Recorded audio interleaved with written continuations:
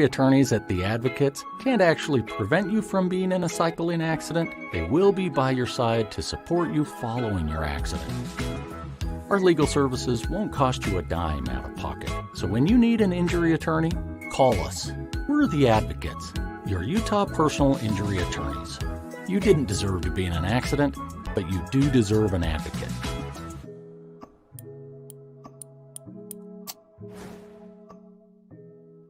This is the Monty Show, the truth in sports talk streaming. When you want unbiased opinions about your favorite team without the spin, all you have to do is find the Monty Show, streaming live and available 24 hours a day, 7 days a week on YouTube. And now, here's Monty.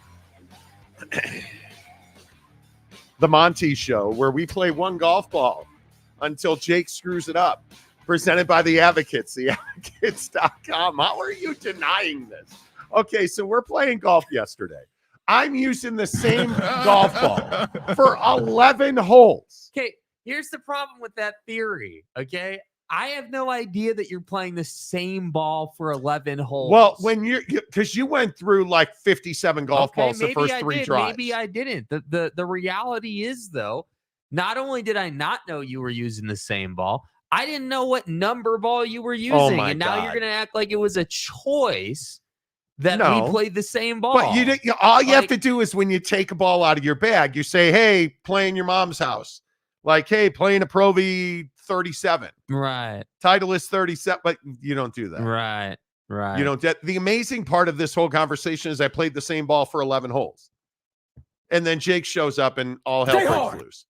All hell breaks loose. It was amazing. The Monty Show presented by The Advocates at theadvocates.com. The best injury attorneys in the business. Great job. You guys, thank you for supporting their drive to put bikes back in the community. A phenomenal turnout. You guys, you literally, everybody who donated money, you quite literally made a significant difference in the success of their initiative to bring bikes back to the community. Thank you so much, as always, for supporting The Advocates. When you get in an accident, be prepared, because it's not a matter of if, but when these kind of events happen in your life. You got hurt at work. You think about, idiots like Jake hitting an old man yesterday and leaving a severe bruise on his lower areas. That's bullshit. That didn't happen. But if somebody hits you with a golf ball on a golf course, if you trip and fall on a broken sidewalk, if you get in a car accident, if you're riding your bicycle and somebody hits you riding your bicycle, theadvocates.com. See, they know where you've been. They understand how you're feeling because they've seen it all at theadvocates.com, or you can chat with an attorney live online for free, and it won't cost you a dime. 24/7, 365 at theadvocates.com. This G5 lawsuit thing. What do you like better? Scotty Scheffler, who is Jesus Christ incarnate, going to the hole, or the G5 lawsuit thing? I mean, the Scotty story is the more fun conversation to have. But Funner? The G5 thing is probably what we should talk about. That is probably what we should talk about. I would assume. Yeah. Where are you guys at on this G5 lawsuit thing? Because I am probably, and I know this is going to be shocking, I am probably going to sound like an a-hole. I know, right? Way off brand. The G5 are now pushing back and complaining about the fact that they will have to pay a significant share of the NCAA settlements in these NIL lawsuits, specifically the House versus NCAA lawsuit, which I would expect to be announced in a matter of days. The G5 says they don't believe that they should have to pay the amount that they're being asked to pay, or any at all. And I just don't see the logic in this. Now, listen, we're going to show you some screenshots of comments, but just ask yourself this question. Is Alabama and UNLV on the same level? They very clearly are not. But does that mean that UNLV or any other G5 team, does that mean that they should not have a seat at the table? Does this mean that does this mean that Gonzaga should not have to contribute? that the Big East and the WCC should not have to pay their fair share of the freight in these NIL lawsuits. I'm sorry, I just don't see it. You have shared in the revenue. You have shared in the riches that come with the NCAA tournament in college football. But now that it's time to, share in the settlement where you have to pay your fair share, you don't want to do that because you don't have a seat at the table and you believe you're being railroaded. Jake, I just don't see it, and I do believe that the G5 should have to pay their fair share. Yeah, the tough part of the conversation is not whether or not the G5 should have to pay their fair share. I think the tough part of the conversation is that when you start looking at opportunity that the G5 doesn't have, that's when I think things get difficult. Now, obviously, and we're about to show it to you as we get into the conversation, but there's a formula that basically stipulates, hey, the power conferences pay this level based on percentage, the G5s pay this level based on percentage. And my biggest thing here is that I don't think it's unreasonable for the G5 to make the case that, yeah, we're not the ones making college football playoff revenue every single year. We're not the ones that really have that type of access. Now, on paper, do they have a seat at the table? Sure. On paper, yeah, they have a seat at the table. But we all know damn well that UNLV is never going to get into the college football playoff. We all know that 9 days out of 10 with one-offs occasionally from the G5, that they're never going to see that top end, cherry on top revenue that we all know makes a difference for these schools. And so it's not whether or not the G5 are going to pay their fair share, because they are going to pay their fair share. There's no getting away from it. You're not escaping. But I do think this furthers the conversation around, hey, the G5 need their own system. Like, we can't have a situation where, in your example, UNLV is on the hook for the same percentage of their revenue that the power conferences are, right? So we shouldn't be saying, hey, the power conferences are paying 10% and the G5s are paying 10%. Right. That's not at all on any level proper. But I don't think anybody is saying that. And I think you look at this anonymous quote to ESPN on the screen, talking about how we're just being told what our taxation is. Well, why weren't you asking these questions when you collected your tournament shares then? I've never understood this about, those that cry poor when there's a lot of money available. But then when the cost of that money comes to fruition, they're like, oh, we can't afford that. Well, you're either in or you're out. And you're constant bitching and moaning about access. Well, you have access. You've had access, whether that be the BCS, whatever the championship levels are. You've had access. Where's San Diego State calling for their pro rata? Well, they had access to play for a national championship. Yet now, when you're being asked to pay your fair share, you don't want to do that. I have a real problem with that. Yeah, I mean, I definitely think that there's an issue here at hand where it's like, the San Diego States of the world who have done really well in the tournament. Yeah, you can't cry poor here, right? And again, this is kind of my point with this is like we have a problem here where you have San Diego State who's having a bunch of success in the tournament and makes the money, and you don't really hear themselves complaining about this per se. But you do have Val Ackerman, the commissioner of the Big East, who's in the Big East, UConn, complaining that, hey, we shouldn't have to pay our fair share. And so the problem I have is that this is a conference level situation, not a school level situation. And I feel like the G5 just kind of have to deal with that, as unfair as that is. Yeah, I just don't have a problem with the G5 having to pay. And here's Val Ackerman. I would love to tell you that she's right. She's not right. And you look at the fact that the Big East will be responsible for $5 million to $7 million a year, as much as $70 million over a decade. It is what it is. $600,000 to $700,000 a school. It is what it is. This is the price you pay for the greed that you have displayed for decades, for generations. How are we this short-sighted, right? I look at the fact that people want to use this argument right here on the screen. Well, the Big East doesn't get what the SEC and the Big Ten get.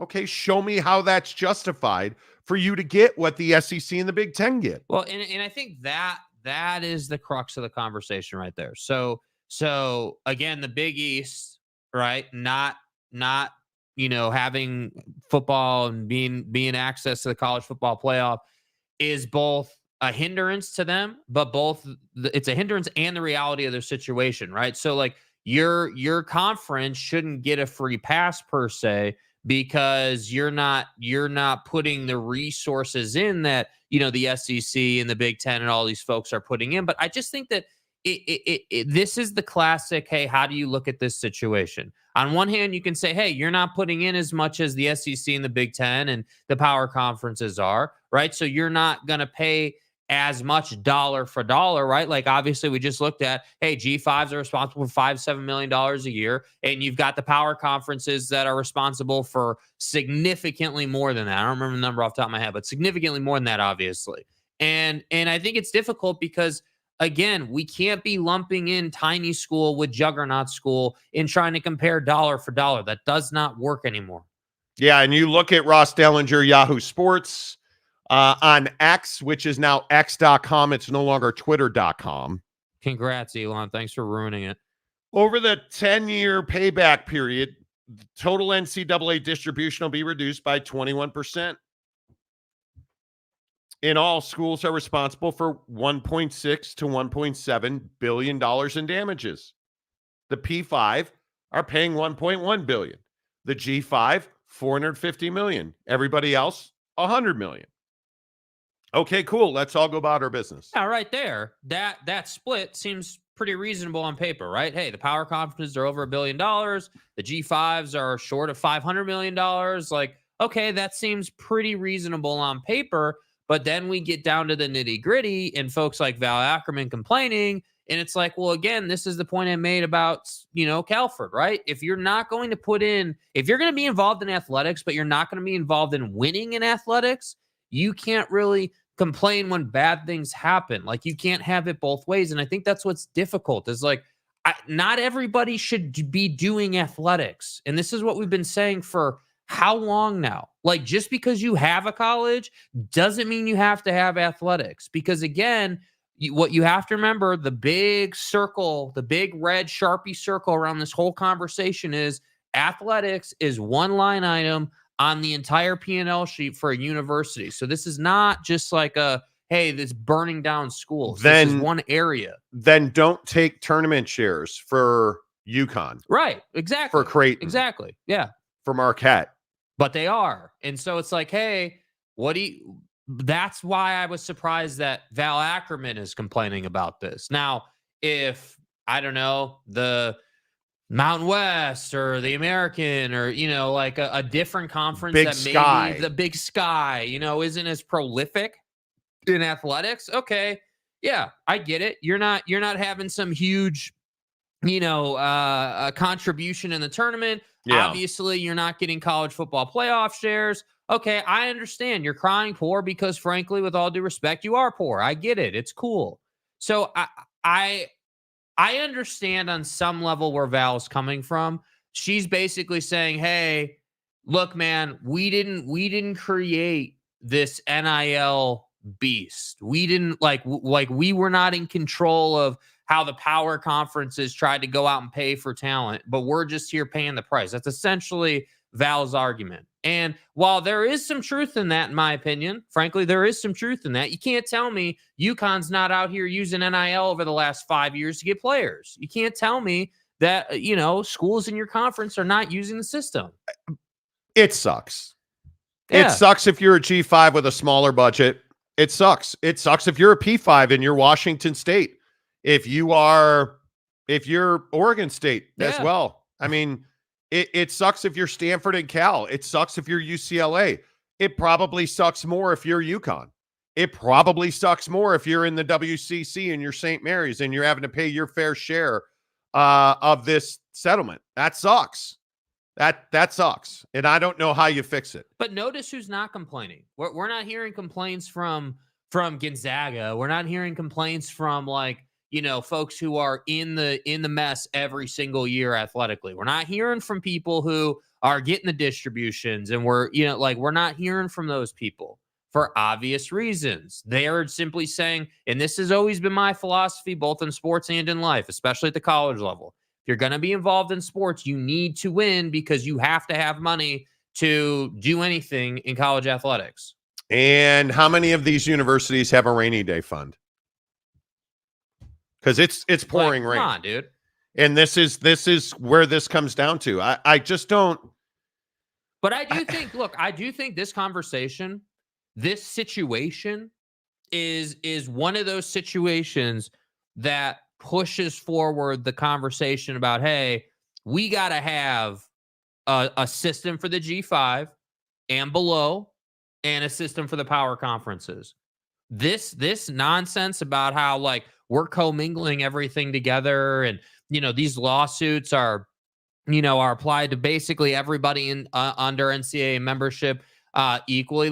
It was so funny. I heard over the weekend someone asked me, well, they made a side comment. Well, the NCAA might go away, and I said, hey, listen, the NCAA is not going anywhere because the NCAA is comprised of all these schools. So the reality is that somebody in the room, whether that's Greg Sankey, Charlie Baker, whoever the hell it's going to be, has to step up and say, hey, we got to put the G5 in a better spot. And the only way to do that is to give them their own level to play at. Yeah, you get what you've earned in this world. I'm a little worn out. I view this very much like the law does not apply to me because I don't like the law. The rules apply to the G5 the same way they do to the P4, right? This is the NCAA. And I'll go back to what I've said about these lawsuits from the jump. Is Val Ackerman in the Big East and all of her constituents, are they members of the NCAA? Yep. Okay, done. End of story. Yeah. You're an NCAA member. You've got to pay the freight. Yeah. And while that sucks, that's the reality. And by the way, again, and I think we talked about this on the show quite a bit, whether it was the Pac-12 situation or any of the other things any of the other situations we've discussed. You have to have foresight about what's coming. Correct. So we have this Pete Thamel's story over the weekend. He references a source from, I believe it was Division II or whatever, a smaller school source talking about the fact that, they make these backhanded comments about how, did we have any involvement in paying Zion Williamson all this NIL money, which I love that attitude about it. The assertion that that is what this is about is totally off base, 100% off base.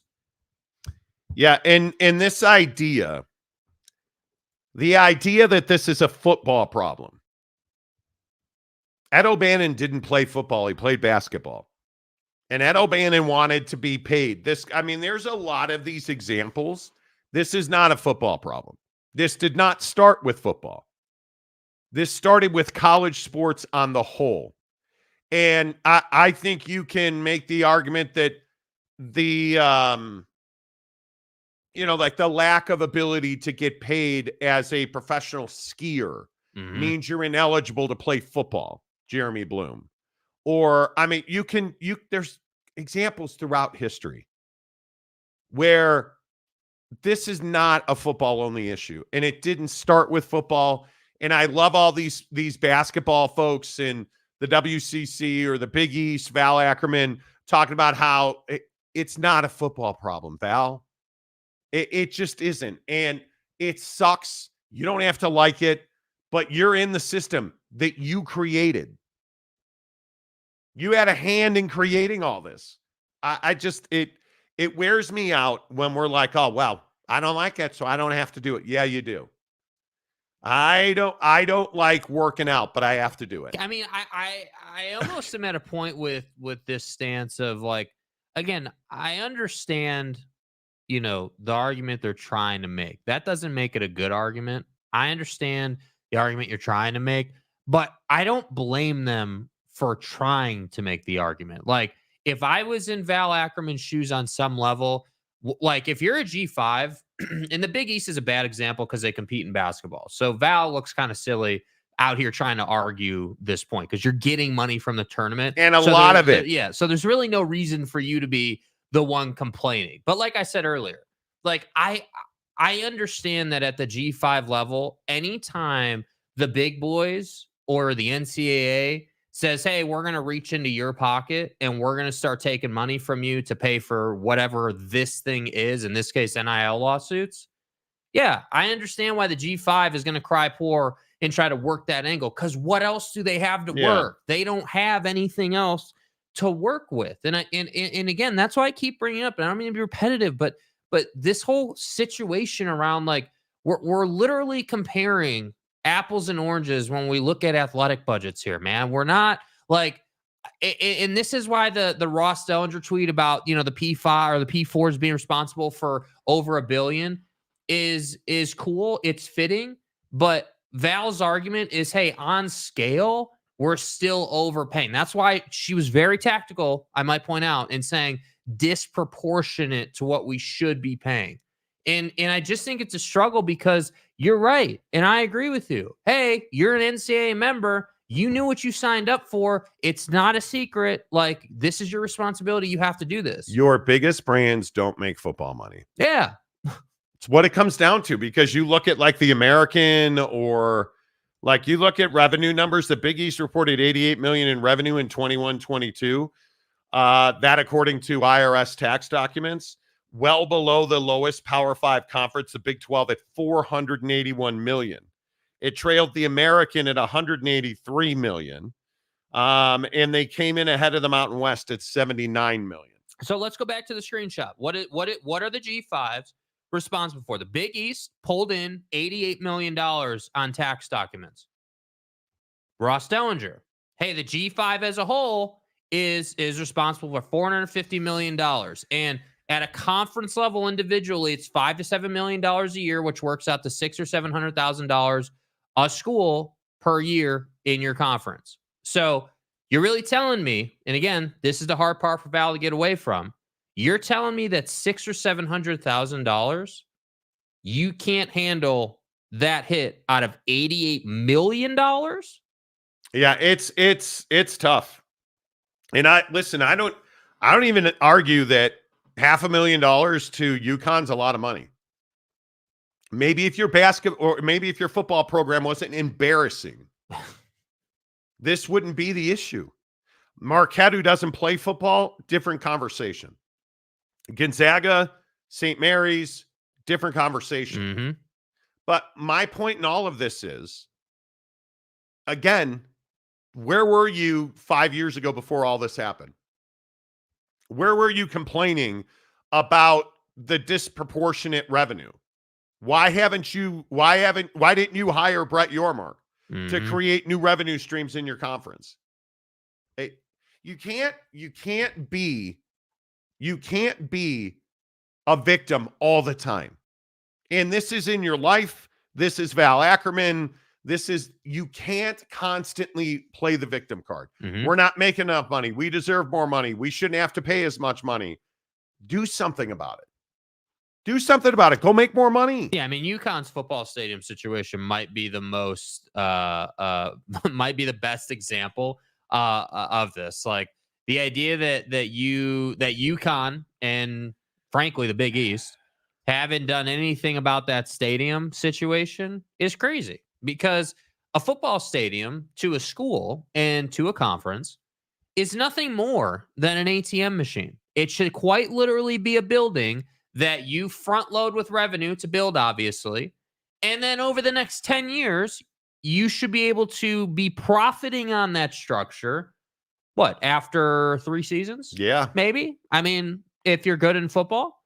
And this is why I say, like, well, you guys remember when we were talking about Stanford? The point I always made about Stanford was they don't care if they win or lose because they don't have to care. They've got endowments. They've got money. Like, they've got more money than anybody even needs to talk about. So they don't have to care about how good Stanford is or is not on the football field because they're set. But schools like UConn, the power, or not the power, the group of 5 school that does have a football team, but is trash on the football field. And, the Hurley brothers decide they want to go out and put a good basketball court on, or a good basketball team on the court. Yeah. Like you start to see like, hey, we're good here, but we have a weakness here. And we're not thinking about 5 years ago. What happens if a suit comes down? What happens if a rainy day happens? What happens if we all of a sudden get our legs chopped out for, $700,000 a year and we can't afford that? What are we going to do? I think it's a very interesting thing. Nobody thought of that? I think people have thought of that. And I looking at some of these numbers, like, again, I just go back to Ross's thing. You look at the P5, the G5 and D1 FCS, whatever you want to call it. I mean, I think it is on scale. If you were asking the G5 to pay 50%, I would be a little concerned about that. You're not. Yeah, that's under 50%. That's You're like, not. What is that, 42% or something like that? If you were asking the lower levels to pay half, you're not. Anyway, enough of me. More of you. These things always annoy the hell out of me. They really do. They really, really do. Let's see. I would also like to point out that I'm not saying because before small school guy gets a boner in the comments section. Well, Monty, you hate the G5. You're an asshole, man. I'm not saying that because I think in some circles in corners of this world they are. But it's up to the G5 to do everything that they can do to make more money. That's what this is across the board. Make more money. It is as simple as life has ever been. Mm-hmm. Can't afford your mortgage? Pick up the phone and start dialing. Seriously. It's that simple. All right. The comment section, as usual, is brought to you by our good friends at Prize Picks. PrizePicks.com. Yeah, Chaboy won $300 over the weekend on Prize Picks. Okay. Shut up, Jake. Cooking? Well, I was cooking. Correct. I would like to thank Xander Schauffele. I would like to thank, if my app would load, thank you. I would love to tell you. Okay. I would like to thank John Rahm for actually showing up. We show up. Yeah, Liv guys had a nice little weekend here. And Bryson DeChambeau yesterday really came through for me. Yeah, good job losing, dude. Nice job. Good job losing. But he played well and he came through. He made me money. Prize Picks, prizepicks.com. It is very simple. Daily fantasy at its finest. All you have to do is you take a number. Right now, baseball, I think, is amazing. The NBA playoffs. Shea Gilgeous-Alexander. Oh, wait, OKC sucks. They're out. Jalen Brunson. Oh, wait, everybody on the Knicks is injured and Tom Thibodeau's getting a free pass. They're out. Rudy Gobert. 2.5 blocks in a game, more or less. More. So is he going to have 2 or is he going to have 3? I'll take more because I think he's going to have 3. Done. It's that simple on Prize Picks. It's more or less. Make your pick. Use the promo code Monty. 100% deposit matching up to $100. PrizePicks.com, the official daily fantasy partner of the Monty program. And by the way, I might add, they've got a lot of different sports under the Prize Picks. On Prize Picks? Now there are a bunch of pricks at Prize Picks. My bad. Now there are a bunch of pricks at Prize Picks. You've got, the Call of Duty sections. You've got, I do love me some NFL season Prize Picks. So you can pick, like, as an example, will Patrick Mahomes throw for more than 4,350.5 yards? No. So you can do on the season. We've got tennis. We've got soccer, NHL. NHL is fun. It's football, please. Yeah, NHL is a lot of fun. It's football. There you have it. Prize Picks tonight. Perfect example in the NHL. Jake's going to keep going. Evander Kane for 1 point. I thought Evander Holyfield was a boxer. Evander Kane, not Holyfield. Kane. Right, Evander Holyfield. Right. Okay. Is a hockey player now? Okay, good talk. All right. Who else? For NHL? Yeah. Who else you like?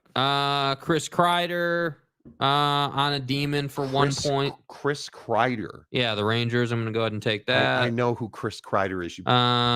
There's some guy named Connor McDavid, more than 3.5 shots on goal. I don't know if he's any good.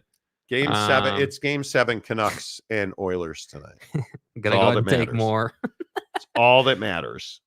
All that matters is Canucks and Oilers tonight. I need my guy Leon, and I need my guy McDeasy to come through.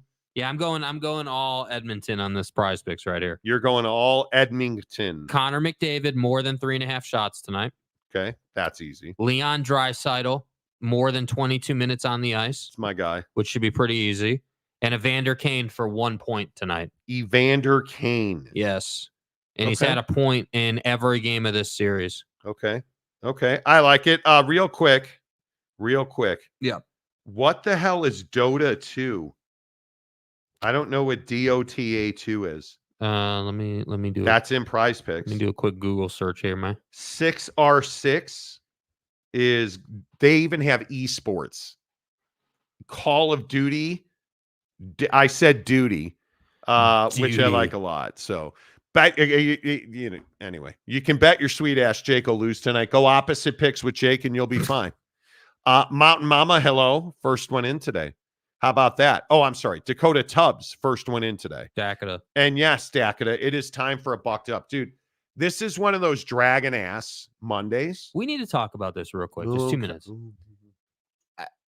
Playing golf Friday, Saturday, and Sunday is awesome. I don't know what you did would be classified as playing golf. But hitting golf balls around a green pasture is, for 3 days is awesome, but also tiring. And doing it every weekend, might need to take Sunday off. I need to take a day off, man. I need to take a day off so we're not so tired on Mondays. At least this way, we won't have any ball confusion. See, and then you won't get all upset. So, I mean, that might be the better thing. So, anyway, please continue. You're an idiot. You guys, do you understand what I deal with on a daily basis? Do you understand what I deal with? Do you understand? 7 days a week, it's a lifestyle. You either play golf or you hit golf balls. I play golf. Some of us hit golf balls. Mm-hmm. It is what it is. OG Gary's last, Pete Forte, who I believe is still an AI bot. Hello, Matt Ritson. Hello, Lamont Tucker. Hello, Dibs. Hello, and Donuts. Hello. He's somewhere in the middle. He's not first or last. Mike Smith. Anyone feeling sexy this morning? I am not. I'm feeling. BDM's not even here yet, dude. No. Dakota Tubbs always feeling sexy, Mike. Okay. Watching on TV is the way to go. Hope you feel better soon, James. Stadium guy and love barbecue. What happened? What the hell happened? Good morning, all. At home sick. At least I can watch the show on my TV today. Yeah, watching on the TV is awesome. See, I warned you if you kept getting that Buc-ee's sushi. That truck stop sushi will get you. Yeah, it will. It's a little rough, dude. Can we discuss a 20-year payment plan? Sign the Sunbelt Conference. Well, we can really stretch this loan out for like 40 years. There you go. Christopher Shannon. Dude, I'd be careful with that. We've discussed this, bro. My T-Wolves are coming of age. Yes, NBA coming up here in about 20 minutes. Somebody, are the OKC Thunder still, the best team anybody's ever seen in the history of the NBA? The Thunder. They're playing for a championship, right? Well, now that under 15 came off the bench late in the series, Yeah, and Donuts, how does the FCS school factor in? Well, I mean, it is a tiered payment program.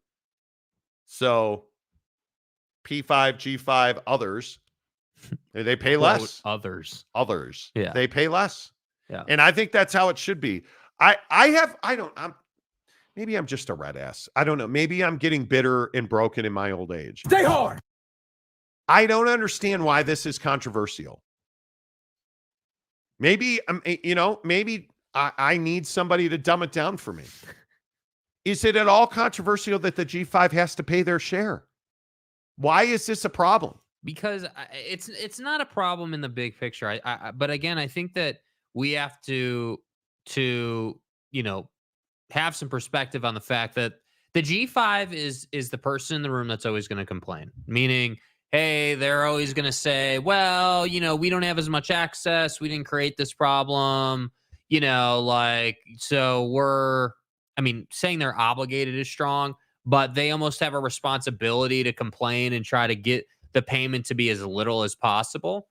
I get it. I understand it. You don't make as much money as the power schools, but you're also not being asked to pay even half of what they're being asked to pay. So no, it's not a problem in the big picture, but yes, the G5 is always going to complain. And I think that's the point of this is that folks like Val Ackerman and people in her position at the G5 level, are always going to try and play that angle because again, what other angle do they have to play? I mean, you don't have the angle of, hey, we're going to go out and dominate the playoff and we'll make our money back that way. Or like, we're going to go out and do this. Like they don't have that. There's not that many available options. So what else would you do?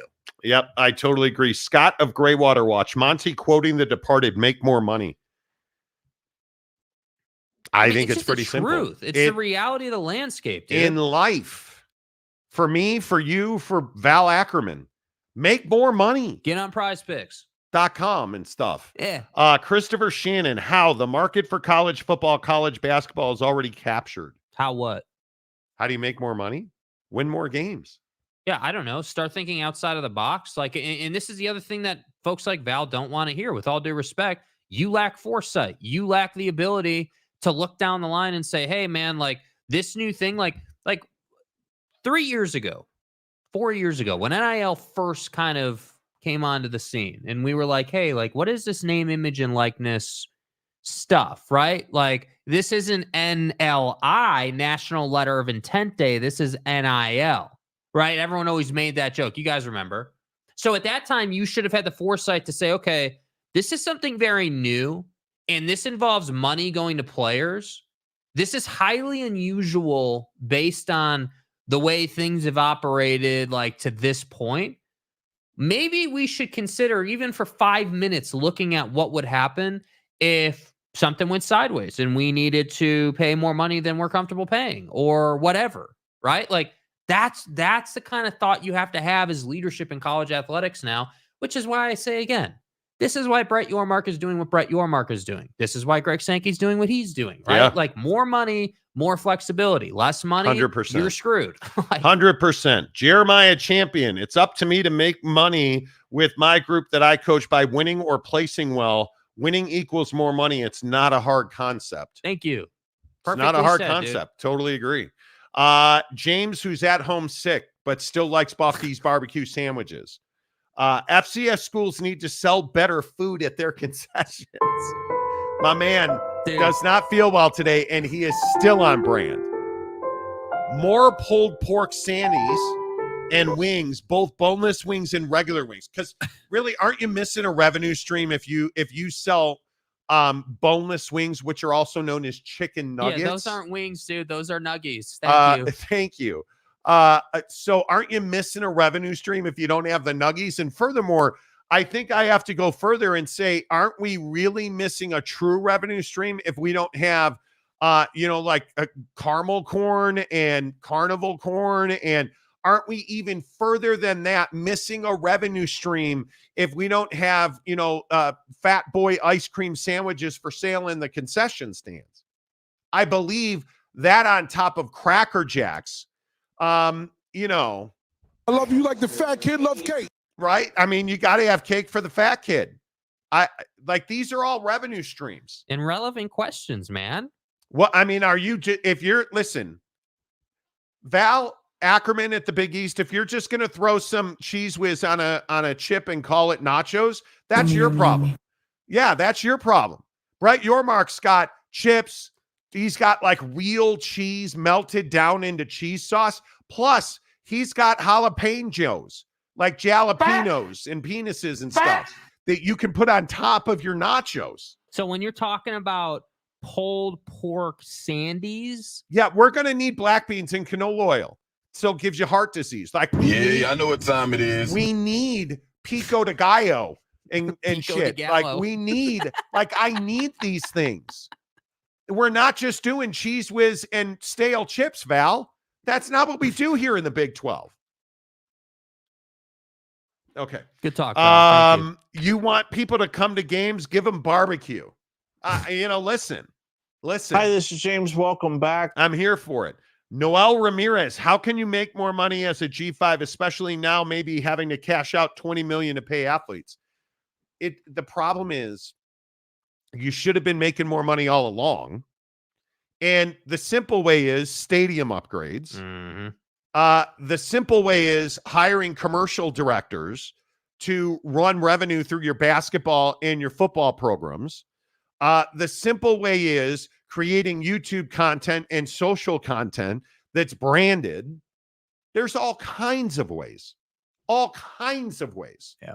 Charitable initiatives. Nobody does charity to do charity. Yeah. Right? There's all kinds of ways. Prayers for Brock Boser, who has blood clots. Well, he has trouble with, this is a winger for the Canucks. And, hello, Q Sam. John Dry, hi, y'all. Hey, y'all. Hey, y'all. Hey, y'all. Good to see you. The Chad Carter. Val Ackerman's comments give old Pac-12 vibes. Yes, they do. Yes, they do. How very Larry Scott of you.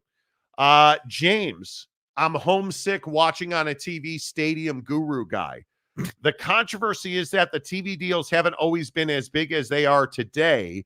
They were less than half as big 30 years ago.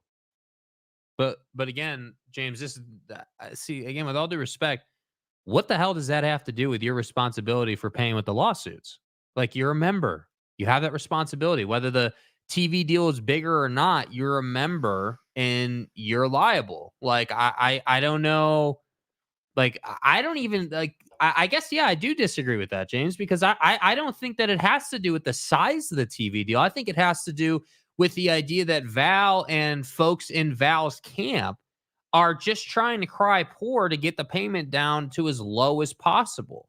Instead, and again, this is the whole philosophical conversation in life and athletics and everything. Instead of crying about being poor, let's find ways at our level to make more money. Do what the scammers that own the hockey team in Utah do. Take money from taxpayers. Okay, I'll give you credit for that one. That was pretty good. Who doesn't pay their bonds back? And donuts, $25 beers in a tip jar at the turnstiles. Yeah. Why not have a QR code that you can scan at the turnstiles to make donations? How come you are not making it much easier for your fan base to donate to you? I don't know either. I have no idea, but you should. Brandon Boutlaire, RSL, red hot. My question is, if a team like BYU, who has joined the P5, do they pay as an independent or one of the big boys? One of the big boys. Yeah. And I love this angle too. I thought this was funny. So the 10 schools who left the Pac-12 to this end here, Brandon, are like, hey, we're really concerned because we don't want to pay double the fee, right? Like, obviously, hey, we're members of the Pac-12 technically until next month, I believe it is, the end of next month. Well, the settlement happened when we were in the Pac-12. But now that we're in the Big 12. But we're not in the Big 12 yet. It's in the Pac-12. That's the pro rata that we deserve. We pay less. It's Stanford and Cal. We have education to think about. No. We got to make sure that our racers are in stock. Hey, bud, just so you know, the Pac-12, as poorly as it was run, and as shitty as Kliavkoff was as a commissioner, right? It was still a P5. I don't know how either, but it was. Okay, so, and you have all those national championships, and I mean, the Conference of Champions, dude. Dan Lanning winning, and Jed Fish won national. Well, but all those Rose Bowl wins for Kyle. Oh wait, and pardon me. But Clay Helton. Clay Helton, my God, dude. Yeah, bro. Well, thank God you did. Larry Scott did that TV deal with Google, and he didn't. Put another lawyer in the replay booth. That'll pay this off. All-time moment, dude. That'll pay this off. It'll be fine. Let's do a tournament. More games you win, less you have to pay. Isn't that what we're doing already? Yeah. I mean, look, the Chad Carter, as few games as Ohio State has beaten Michigan. I'm going to move on. You made it so easy. Mountain Mama. G5 just has to be smart. They cannot afford to pull an Arizona snapper. Okay, well, listen. Monty. Look, Monty, somebody knocked the abacus off the table, and now it's all fucked up. We don't have money for pulled pork sandies. Let alone the pro rata the fucking NIL people think they deserve. I can't even get Buc-ee's to call me back. We're so far behind. We're in collections. I don't regret those decisions. San Diego State. Whoa. San Diego State Glenn. Hello. The Snapdragon is a huge cash cow. San Diego State football winning on Saturdays. Oh, that's funny. Oh, that's San Diego State winning on. All the Aztec fans show up to Snapdragon whether we win or lose. So who really cares? Problem is, it's not on Saturday because what are you, the Rose Bowl? Snapdragon makes money, not in football. Soccer, yes. Lacrosse, field hockey, isn't it? Lacrosse is pronounced LaCroix, right? Yeah, Lacroix. Snapdragon's a cash cow. It just not. Don't.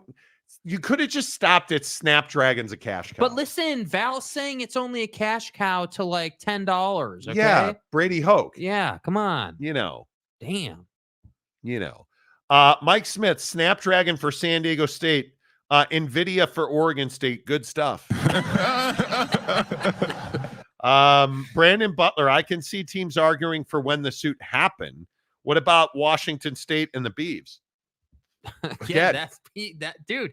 You are a P5 at that time, a P5 member. Like, I don't know. We'll have to see what the judgment is, but I would not be surprised if the determination was, hey, you were a P5 member. Like, come on. Yeah, I don't think the timeline matters. The I don't know what is the right way to say it. The crimes, the old white folks trying to rip money from the young athlete, that happened while you were in a P5. Yeah.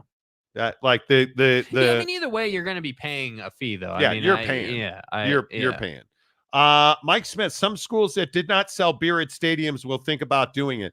I mean, Michigan already doing it because you're going to be so bad you're going to have to be drunk to watch Michigan.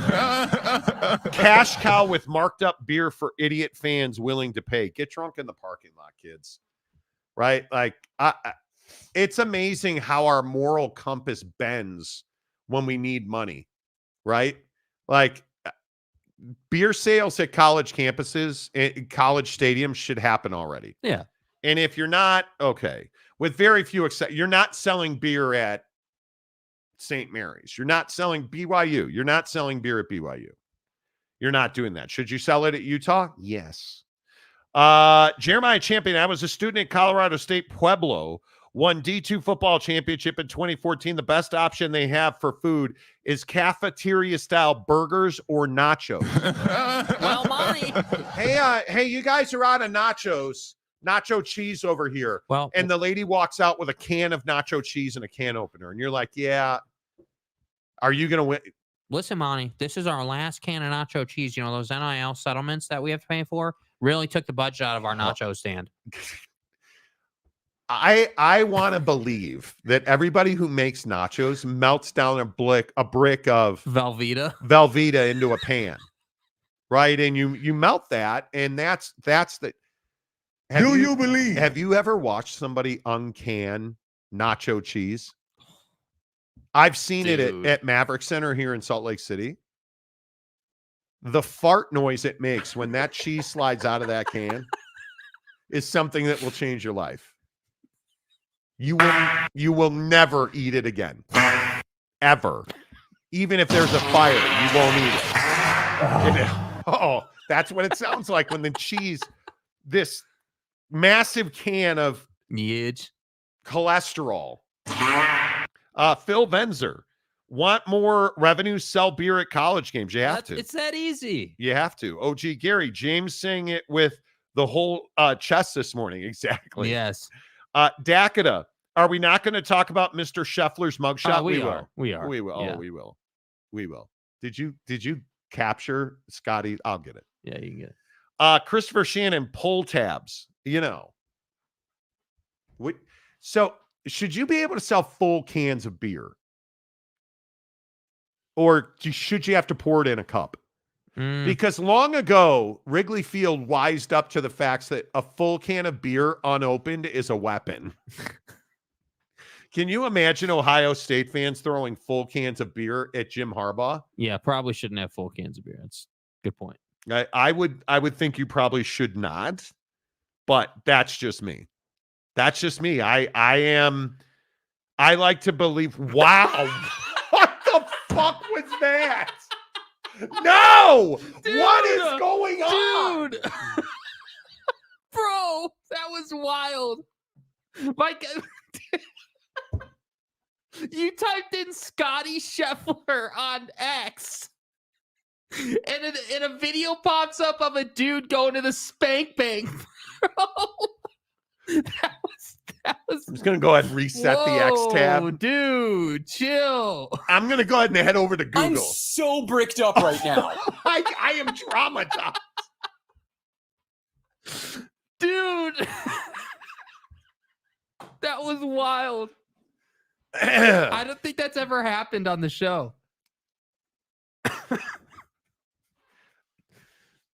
You should never have to see what I just saw. I'm not.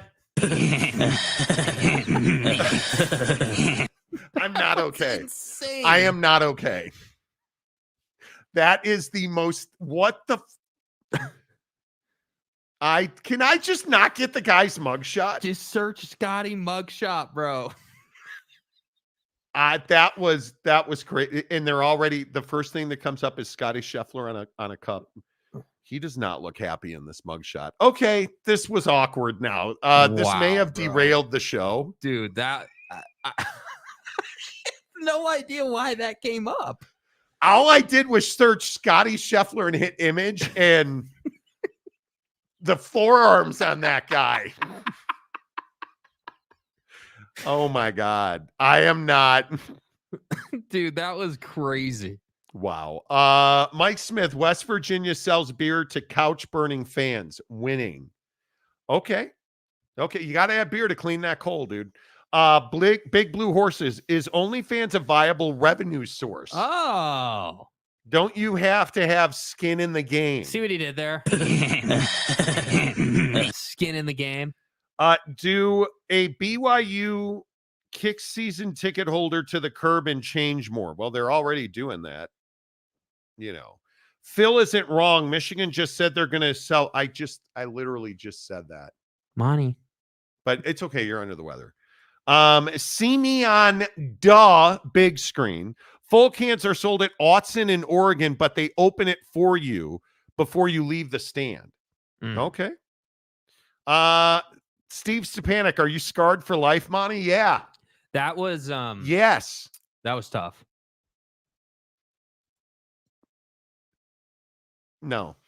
Monday morning Monty Spank Bank segment brought to you by No, it's not. Rock and Rant. The Pac-2 don't want to pay child support for the kid they already had because they got divorced and now they're living in an apartment instead of a house. Not wrong. Not when she's married. She's shacking up with some dude. I'm not paying for date night. Okay, Phil Venzer. I can see it all how Utah football sponsored by Jack Daniels. Yeah. Exactly. Mike Smith sending in money to help the poor nope. Xander looks happy today. Go Aztecs. Yeah, seriously. Damian Fowler, Jake can't take his eyes off your computer now, Monty. I'm telling you, that was mortifying, bro. I was, because he was looking for Scotty's mugshot on Twitter. Oh, it was I misspelled Scheffler. What did you spell it as? Scheffer.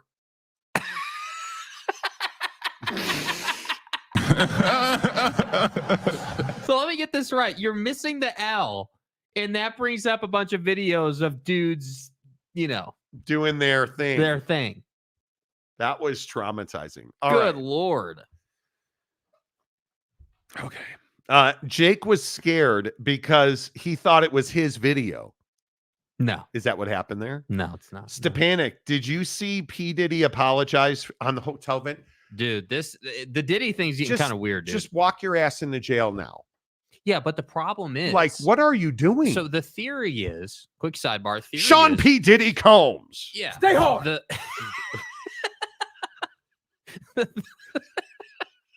The theory is that he's an informant for the FBI.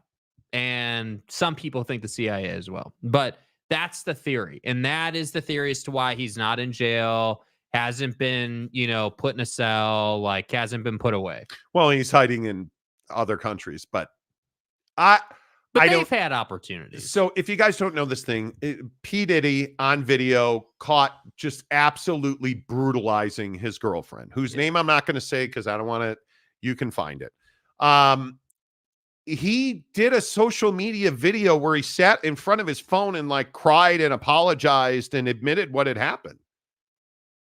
And I'm just like, okay, you're not a good person. Yeah. He is terrible.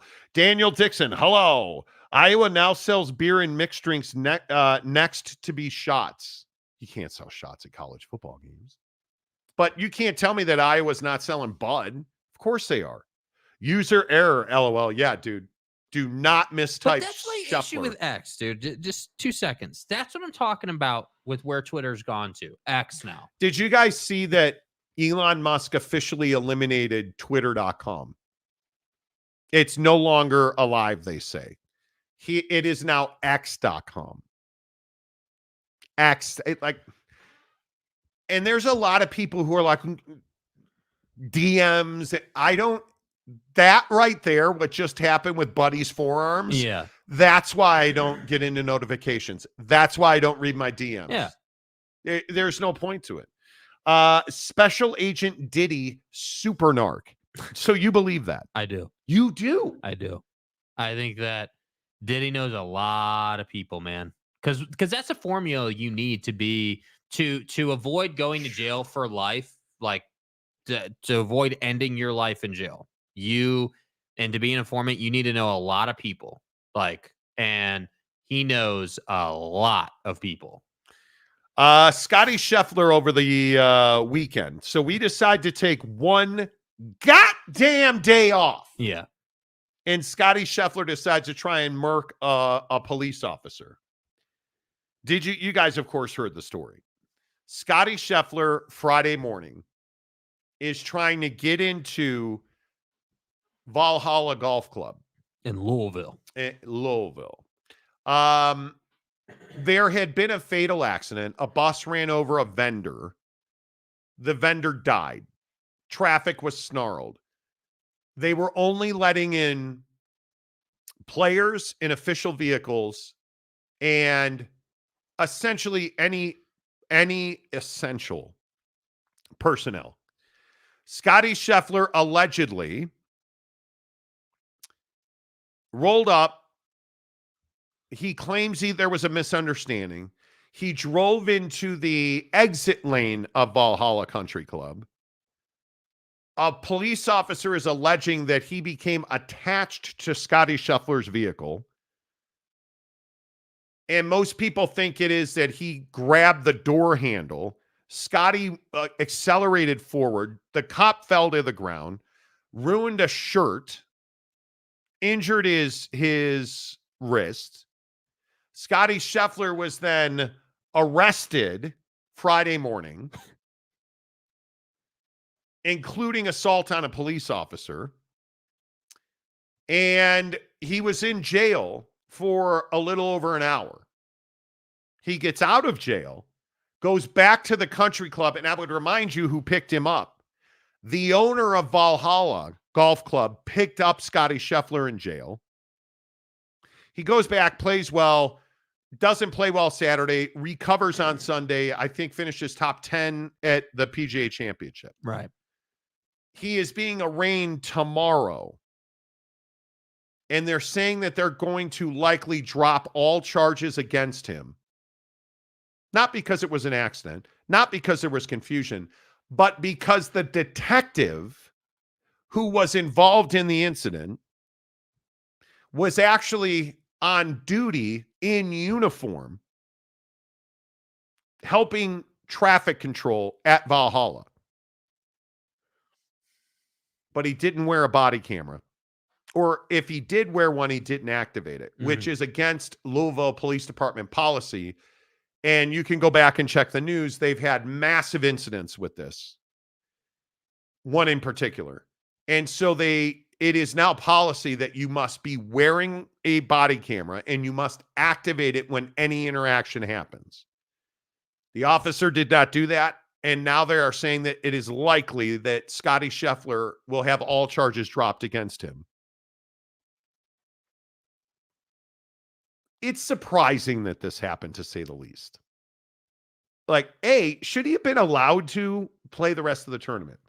I was a little surprised they allowed him to finish the tournament. I mean, I think that it's, I think in the moment, certainly Friday, before we knew everything that kind of happened, it felt like there was a huge misunderstanding of some kind. I think the thing working for Scotty here is it's like, hey, Scotty Scheffler got arrested for what sounds like, and again, on Friday, this was the narrative on Friday.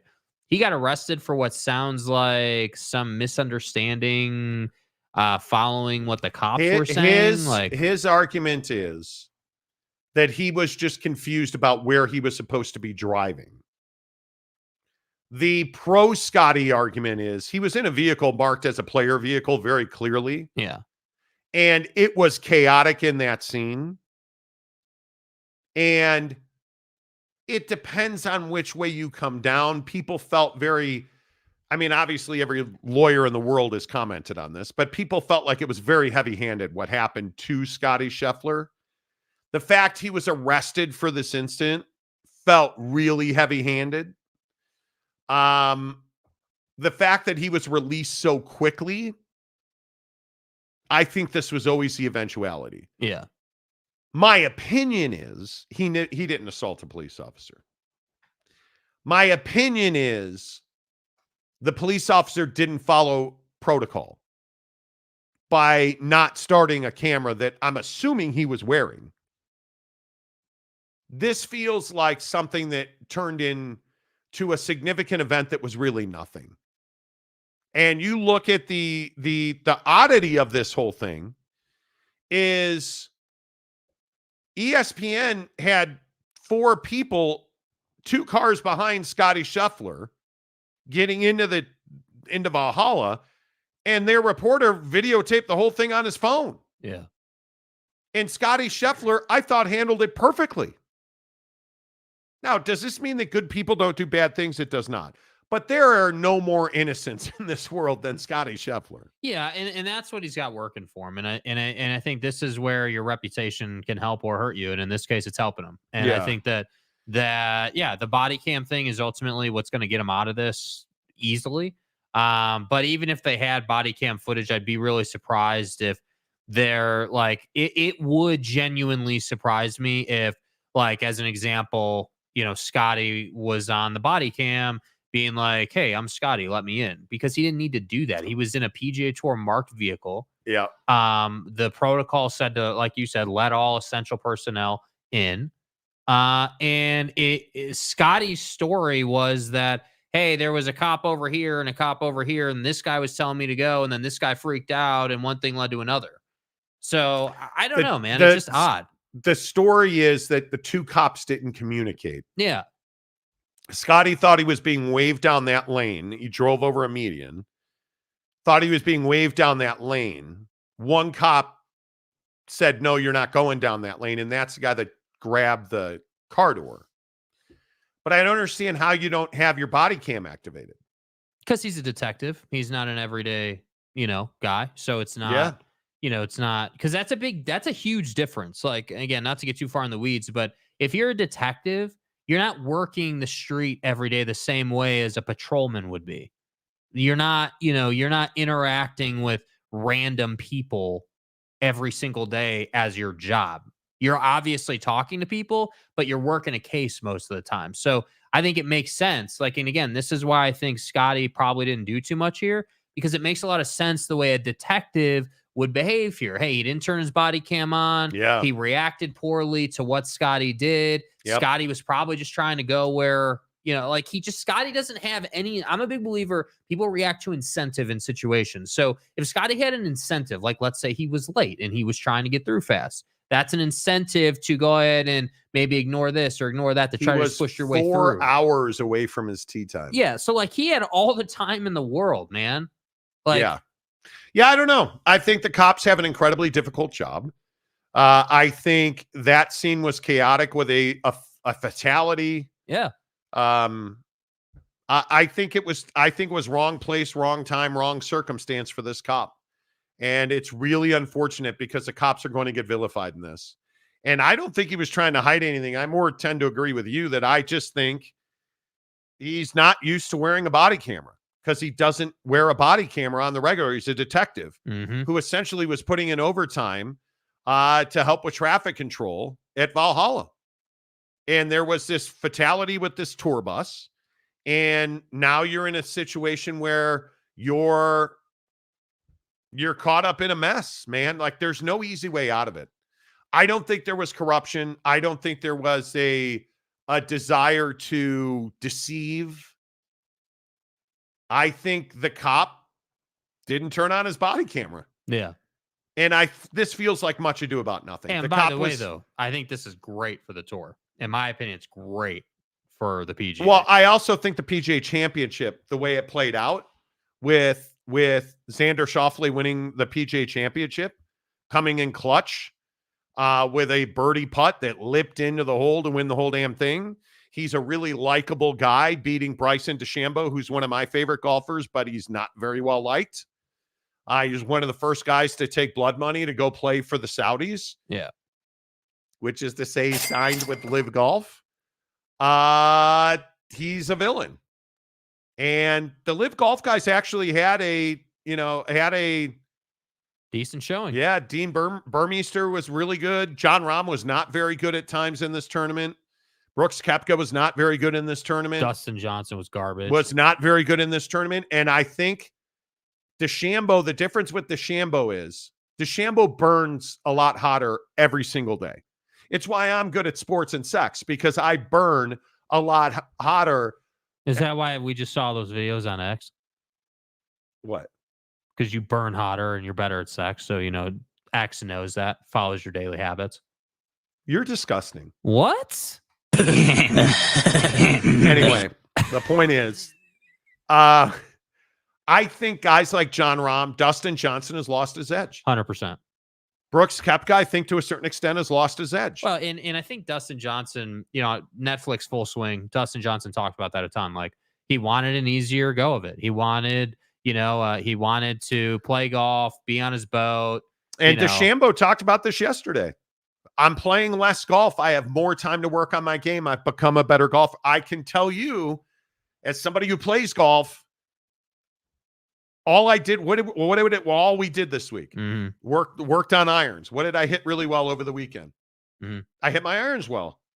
What did I not really work on this week? My driver. My driver was a little more inconsistent. When you're Bryson DeChambeau and you're working on your golf swing consistently, and you can take an 8-iron and hit it to 240 something yards yesterday, it's because he's working on his game more, because he's playing less and making more.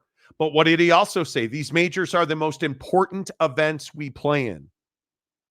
These guys that Live Golf want to win majors. Yeah. They want to win majors. So anyway, but I think it's a big deal for the sport, man. I think that Valhalla and this PGA Championship in particular had a lot going right for it, and as crazy as it was to wake up to this Scotty news, I think it was great for the tournament because that got people engaged early on in the tournament, and I don't feel like they ever left. And I'll be curious to see what the viewership numbers come out to be, but I would not be surprised if it did well. Yeah. Dude, there's all this video. Are you guys watching this video of the fight yesterday with Ricky Stenhouse Jr. and Kyle Busch at the All-Star race? Bro, am I the only one that thinks it crazy that NASCAR is actually Xing out their Am I the only one who finds it crazy that NASCAR is tweeting out videos of the brawl from many different angles? Dude, it's full WWE vibes, bro. Ricky Stenhouse threw a haymaker at Kyle Busch and all hell broke loose. Yeah.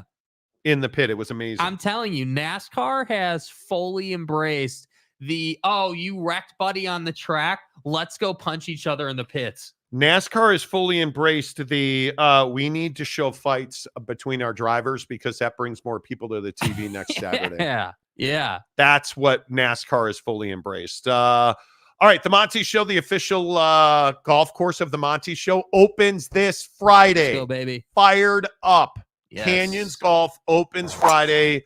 I cannot wait. And all you guys that talk, all of you yappers here in the great state of Utah. All the wannabes in the comments. Oh, man, I'm kicking your ass at golf this year. Where are you? Monty, I got Where clubs. Where are you? Because I can tell you I'm grinding. And my golf game is coming around. And I'm telling you right now, friends, I am telling you right now, I cannot wait for Canyons to open this weekend. Let's play golf. Who's ready to play golf at Canyons? It is unbelievable. And you know the best part about Canyons? It is one of the hidden gems of golf in the state of Utah. And you look at the courses that I play regularly. I'm a huge fan of, the sundown 5 o'clock round, if you will. And really now it's 6 o'clock round. The 6 o'clock sundown round at River Oaks or at, Glenmore over right by my house. But there is something to be said for mountain golf. And if you've never played mountain golf, the views, the vistas, the tee shots are amazing. The way the ball flies at 7,000 feet is wild. It's amazing. And the best part is that as a member at Canyons Golf, their events, they have tournaments, monthly tournaments for members. And they don't just give you a tournament. They give you great prizes. They feed you like a king. Yeah, and when we say they feed you, you get it's not like, oh, well, we got some tables here's with some food some on cold it. cuts. No, dude, like they've got a full spread inside at a really nice place to eat. Yeah, dude, it's amazing. Not to mention the golf is awesome. Let's go. Come play golf with us. Happy to bring you guys out. I see me, big timer. I'm a member. Some of us are cheap skates and are not members. No, Jake's a member too. I'm just trying to be obnoxious. Thank you. Come play with us. The thing that I love about it is it's better than Mountain Dell. And I keep telling people this, and I think it's finally getting through. Because a bunch of times last year when we were up at Canyons, hey, Monty. Like people were like, hey, I'm up here because you told me to come up here and play golf. Yeah. And people are starting to finally figure out that Canyons is absolutely better than Park City Municipal. It's not 100%. close. Yeah, 100%. It is far better than Mountain Dell. Mountain Dell is at the bottom of the canyon. You go up into Park City to play Canyons Resort. You're getting a much better, you're getting a world-class golf experience for the exact same price. You realize after 12 o'clock noon, it's the exact same price as Mountain Dell. Yes. So you're playing resort golf for municipal prices at Canyons Golf. It's remarkable. And I would say, and this is probably conservative most days, when you compare the two courses, I would say Canyons is probably twice as nice, at least. Not close. I think that the way they handle the course, the way it's maintained, I think makes a huge difference. Like when we play, one of the things I always look for early on when we've, like this weekend, we played a course we'd never played before. I'm looking at the quality of the tee boxes, right? Like, are they flat? Like, are they all torn up? Like, are they not level? And the great courses like Canyons, their tee boxes are level, and typically they're very well maintained. And I appreciate those little things. And there's not grass clippings everywhere.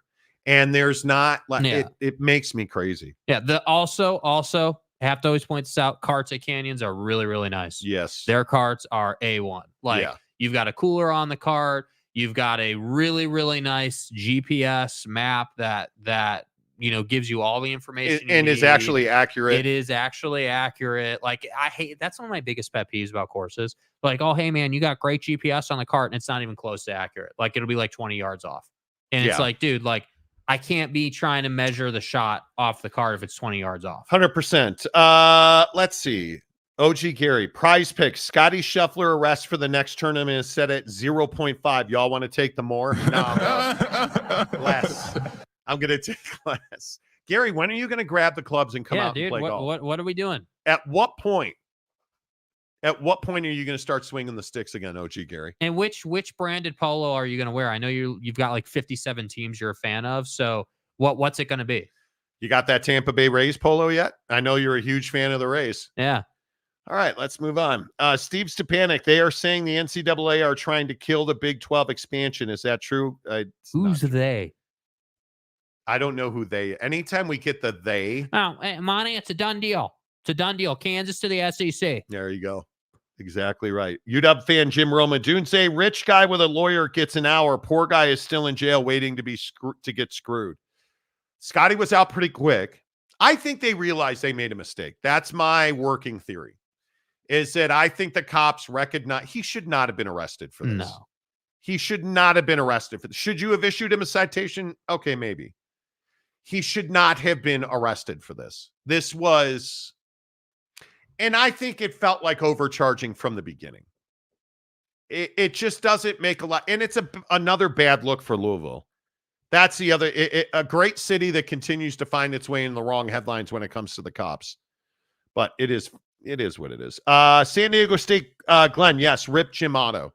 Jim Otto passed away over the weekend, indeed. Damian Fowler. So my question is, why didn't the cop that gave Scotty the okay to go jump in when the other cop went after him and started the altercation? Because at that point it had escalated.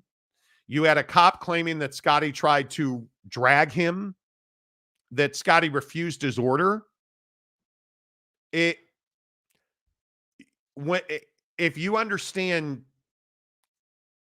and I know a lot of people have never been on a crime scene, but when something like that happens, the cop directly involved with the incident is almost always going to get the benefit of the doubt. Yeah. As he should, right?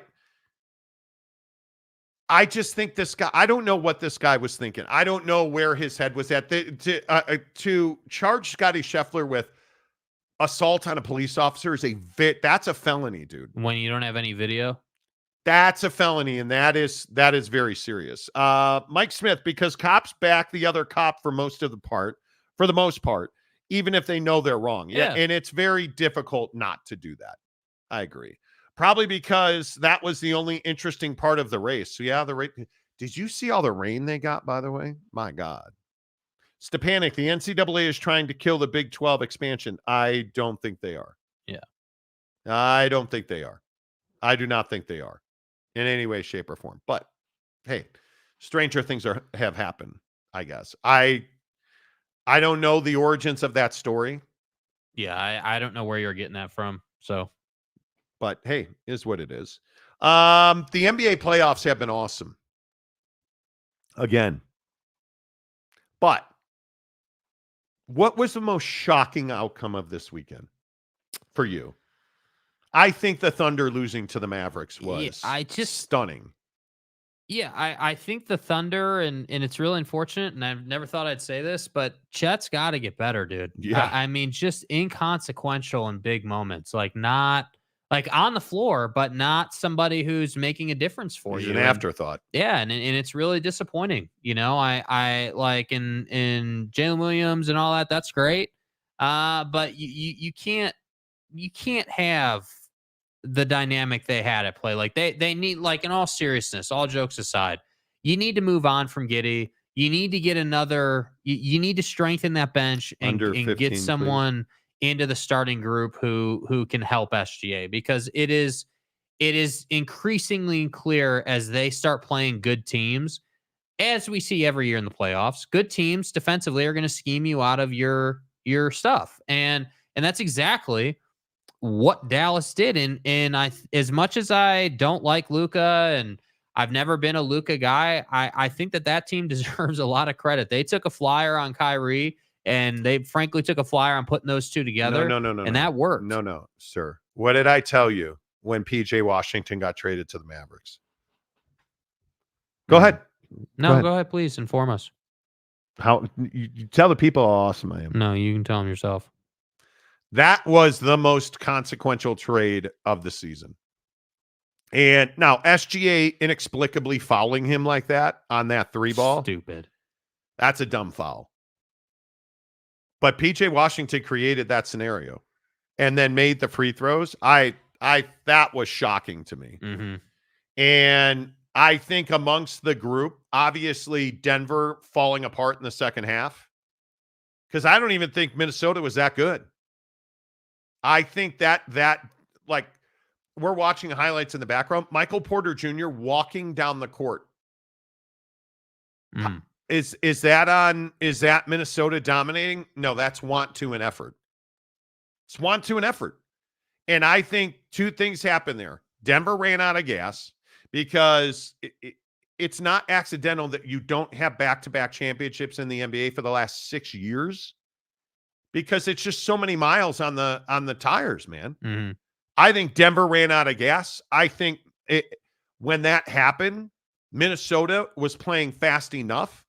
But my biggest question is, where does Minnesota go from here? Because I think you're going to have to figure out the right number of minutes for Rudy Gobert, because I think Denver also showed you they exploited him as a weakness in this series. Yeah, I mean, I thought that so I agree. The Nuggets ran out of gas. That was very clear. No doubt. 100%. That's not in dispute. If you watch the game and you disagree with that, I don't know what game you were watching. They definitely ran out of gas at the end. But I think something that was really interesting in this game was the end of the first half and then the beginning of the second half. End of the first half, Nuggets are dominating. Jokic is manhandling Gobert. Like, Denver's doing what Denver does.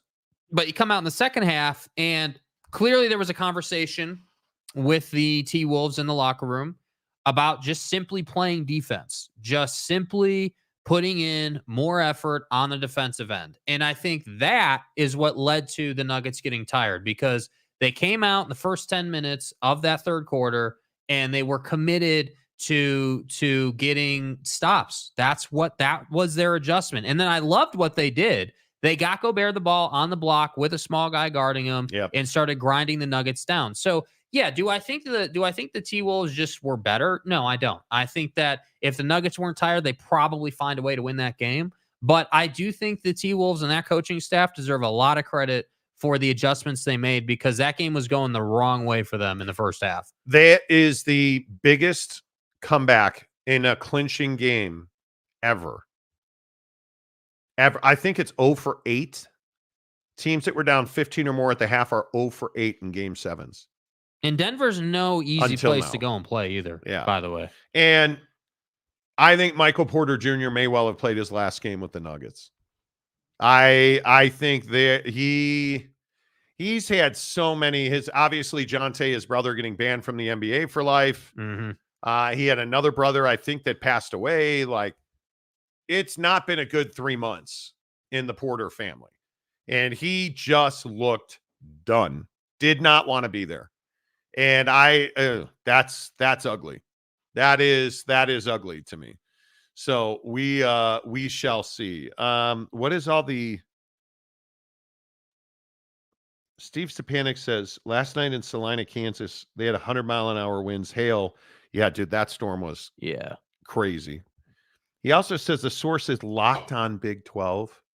Guy, have we not covered this? Yeah. James, as painful as it is to watch my two favorite teams play each other, I really think Dallas will be in the finals and can win it all. Yeah, I don't think they can. Are you telling me that you believe? Because now I think Indiana, Boston is going to be a series. Mhm. That's not going to be a sweep, or I think that's 6 games. Boston's going to win. If Boston and Dallas met in a NBA Finals, you'd have to favor Boston. Yeah. Yeah. How would you not? Yeah, well, and I think the really interesting thing is, and this is what all the pundits are talking about today, is the pundits. Is the passing of the torch has happened this postseason. And this postseason, we are going to get a new face of the league on some level. And to that, I say, this is your last final chance, Jason Tatum, to be the face of the league. Yeah, I would agree with that. You are going to beat Indiana and go on to win the NBA Finals, or you are going to lose in embarrassing fashion to Indiana because there's no reason to lose to them. And you are probably going to be looking at blowing up the Celtics is strong, but there's going to be significant change if these guys don't get into the finals at a minimum. Yeah, make sure you hit the like button as you watch the Monty Show talking NBA playoffs. I think it's going to be rough. I do. I think it's going to be rough. Cam Harrison, hello. Hayward playing for OKC, but sat on the bench. Yeah, he didn't play for OKC. He watched. For he OKC. Watched, and then he's made some comments about how he was displeased with his role and surprised that he didn't get to play more. He never even got an opportunity. Yeah. So I would be disappointed if I were him too. I mean, who's to blame for what happened to the Knicks? Because I am a passionate believer that teams that lose their entire roster to injury, that's not accidental. The Bojan Bogdanovic, Bagsnatchevich, Bojan injury, no way to avoid that. Freak accident. Okay. Even the broken hand that sent Jalen Brunson to the bench, no way to avoid that. These other soft tissue injuries, OG Anunoby's hamstring, the myriad of other injuries they've had, you're looking at a situation where they're not prepared for a long stretch. You don't constantly pull hamstrings, or Donovan Mitchell. You don't constantly have quads and hamstrings and ankles, and you're not physically prepared to play. And I think the Knicks have to really look at that. They should have won this series going away. Yeah. And they didn't because of all those injuries. I am not in the fire Tom Thibodeau camp. I think Tibbs has done a really decent job there. That's it. Decent, not great. The Knicks should be going to the Eastern Conference Finals, and they're not because they couldn't stay healthy.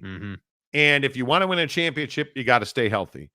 And I look at Denver. Denver's been remarkably healthy and won a championship because of it. I look at Minnesota. Minnesota lost Karl Anthony Towns for that stretch this season and struggled. He came back. Everything's great. Look at Mike Conley struggling with this Achilles injury. Hit a big shot last night. Yeah. You got to stay healthy. You got to have guys on the floor. And I think Minnesota has a chance to win a championship right now. Yep. I also believe that Anthony Edwards is the face of the NBA. He is the best young player. Is he more popular than LeBron or Steph Curry? Probably not. But when you look at how today's NBA is played, that's Anthony Edwards. Yeah, and I love watching him play the game. I think that, I loved I just like his energy, man. It's kind of in your face, but at the same time, he's really good. He's better than basically anybody else on your team. I love the Michael Jordan's kid, conspiracy theories. I think that helps him, and I think that, the leadership stuff that came out helped him too. I think his image is in a good place right now. I think his reputation's in a good place right now. I would agree, this nonsense about, Jaden McDaniels or whatever, dribbling under the basket there at the end, that was low cash, but I didn't have any problem. And I don't have any problem in a game 7 in a series where a bunch of junk has been talked, with him waving to the crowd like that. No problem at all with it. If Denver doesn't like it, hey, maybe you should have taken care of business on your home court. Like all of the crap talking that was done by Jamal Murray in this series is why that happened. Yeah. All of the tactics and Michael Malone attacking the media last night after the game. Like, come on, dude. Be better, bro. Yeah. The one thing that worries me a little bit about the Timberwolves is the fact that they don't know how to win. And that Jaden McDaniels, if you didn't see it at the end of the game's over. Game's over. Jaden McDaniels thought it'd be a good idea to try to bounce the ball off the floor and dunk it. And then talked a bunch of chunk afterwards. That I can't get down with. Now, though, I think you're going to have to get Denver to bounce back. There is no doubt about that. And I think if you're the Wolves, and you're looking at, again, teams, if you're anybody in the Western Conference that can compete for a title, you're looking out East and you're saying, okay, who are the teams that are going to be around most years who could show up in the NBA Finals? I think the fact that Milwaukee has had so many injuries and such an old roster. Milwaukee. Yeah. It's Milwaukee. Okay. Whatever. The fact that the Bucks have such an old roster is killing them right now. No back-to-back. Yeah. And I think that they need to figure out what they're going to do. I don't know how long Giannis is going to be there. I don't know. Don't say it. Don't say it about your boy. Your boy. James, amazing. I mean, I think it was the right move at the time. Just didn't work out. Didn't work out. Yeah. Didn't work out at all. What else are they supposed to do? Best team left in the playoffs is probably Boston. Minnesota. I think that when Minnesota really locks in defensively, they're really tough to beat, man. They're athletic. They're young. They got energy. It worries me a little bit that Dallas will scheme because Dallas knows already how to beat Rudy Gobert. Mm-hmm. So I don't like that matchup at all. But I again, talking about adjustments last night, they brought Naz Reid in early. Mike Smith says J2H with the whatever and dismissive look at Monty. Great stuff. Yep. I agree. That's me. Connert says $83 million for players injured on the Knicks. Yeah. Huge problem.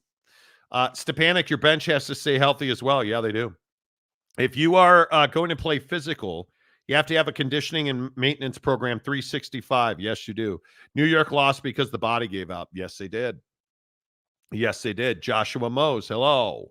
It would be a very Jazz move to trade for Stayward. Oh, Gordon, don't leave. Oh, God. Gordy, we love you. Please.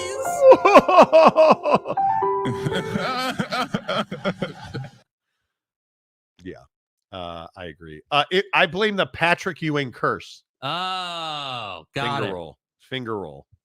Delaric, hello. Mavs Wolves will be 7 games. I think the Wolves win that in 5. Just my opinion. But let's see how Dallas handles Rudy. I think I poked myself in the eye. Celtics Pacers will be 6 games. I agree with that. I don't hate that. Dak at the Tubbs. Storms last night in Kansas City were no joke. I'm glad it went more south of town. I'm in Kearney, but I just planted a ton of grass, so I'm thankful for the rain. Bros, all my friends in Kansas, I don't know how you guys do it. Yeah. I mean, the hail that was reported last night as part of that storm, God damn. Nah, I'm good. Again, I always ask this. Tornadoes, hurricanes, earthquakes, or fires? Fires. Yeah. Yeah, I think so. I'll take an earthquake every day. Because tornadoes, I don't know where my stuff's going to be. Tornadoes are just the worst. Hurricanes, same thing. Everything's wet, blown all over the place. Yeah. Fires, it's all gone. In place, but all gone. Earthquakes, your house might fall down, but you know where all your shit is, right? Like, that's where I kind of come down on it. I want nothing to do with tornadoes. It used to terrify me as a kid growing up in the Midwest. Yeah. Mrs. Monty and I, we had a house in Northbrook, Illinois all those years ago, back in the early 2000s. And we had worked really hard. And my wife is a garden planting fool. She had planted this beautiful garden behind our house. And we had this beautiful bib lettuce that we had. Tornado goes right down 94. Hail everywhere. Shreds all the vegetables in the garden. I'm out. Bye-bye. I will take an earthquake every day over all that other stuff. Yeah. I am not here for tornadoes. I would actually like to live in Florida at some point. I can't because of the hurricanes. I will give me. But the humidity though, dude, I'm telling you, people don't talk about humidity enough, man. It's such a pain in the ass. I get it with humidity. The sweat and the moisture and I don't have a lot of appetite. Ass. I don't have a lot of appetite to live in the Southeast, mainly because of hurricanes. Yeah. Bama, Louisiana, like you're always getting wrecked. Yeah. But give me an earthquake, man. I'm fine with that. I just don't want hurricanes, tornadoes, golf ball size hail. Nah, I'm good. I don't know how you do it. I really don't know how you do it. Right. Which is fine. The wall cloud was impressive that went through Salina. The video of that storm in Kansas. Don't mind tornadoes, can't stand snow. Bro, what? But see, now, and I know, Monty, the earth is flat. Climate change isn't real. Snow now, like I live in Salt Lake City, obviously, as many of you know. I live on the west side of the valley in Salt Lake City. I have snow for like 2 days. It'll pound snow. We'll get like 2 feet of snow. 2 days later, it's gone. Yeah. I'll take that over. I can't remember. And my wife is the local meteorologist here. But I can't remember the last time we had like below zero temperatures. I don't remember that. I don't even did we have teens this winter? I'm sure we did. Yeah, we did. I don't remember it. Yeah. I don't remember it. Not that big of a deal. Stepanik, Kansas has a storm chaser channel. Yes. I've seen Twister. Locked on Twister.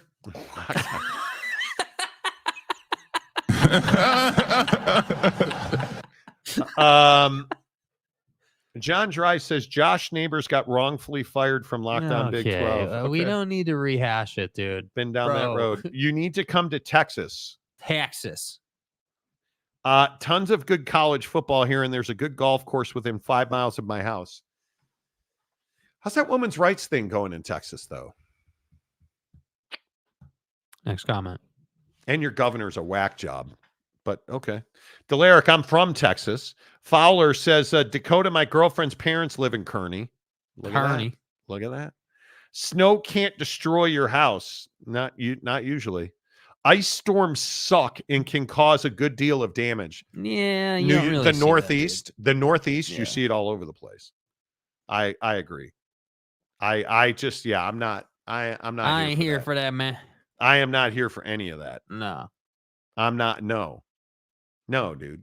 Like, if you could live anywhere, where would you live? Where we live, Salt Lake.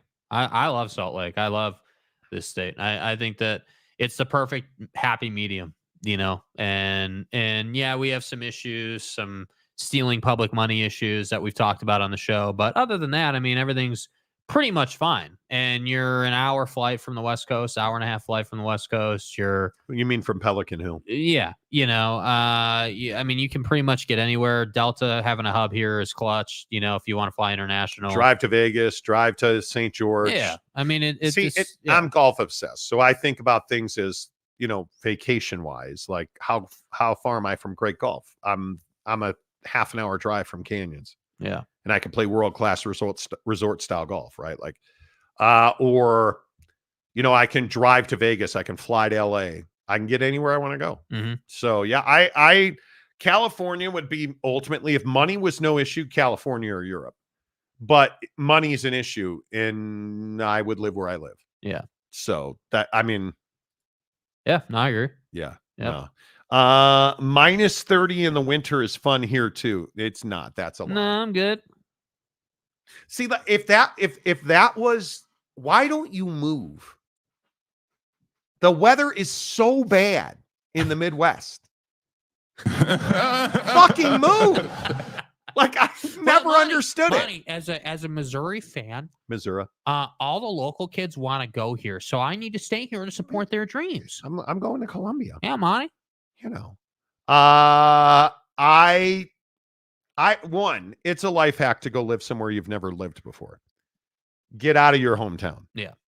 Number two, there's just no reason to live in terrible weather climates. There's no reason to.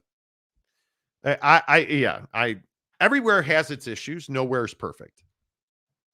Air quality in Utah sucks. Yeah, it does. It's terrible. Yeah, it does.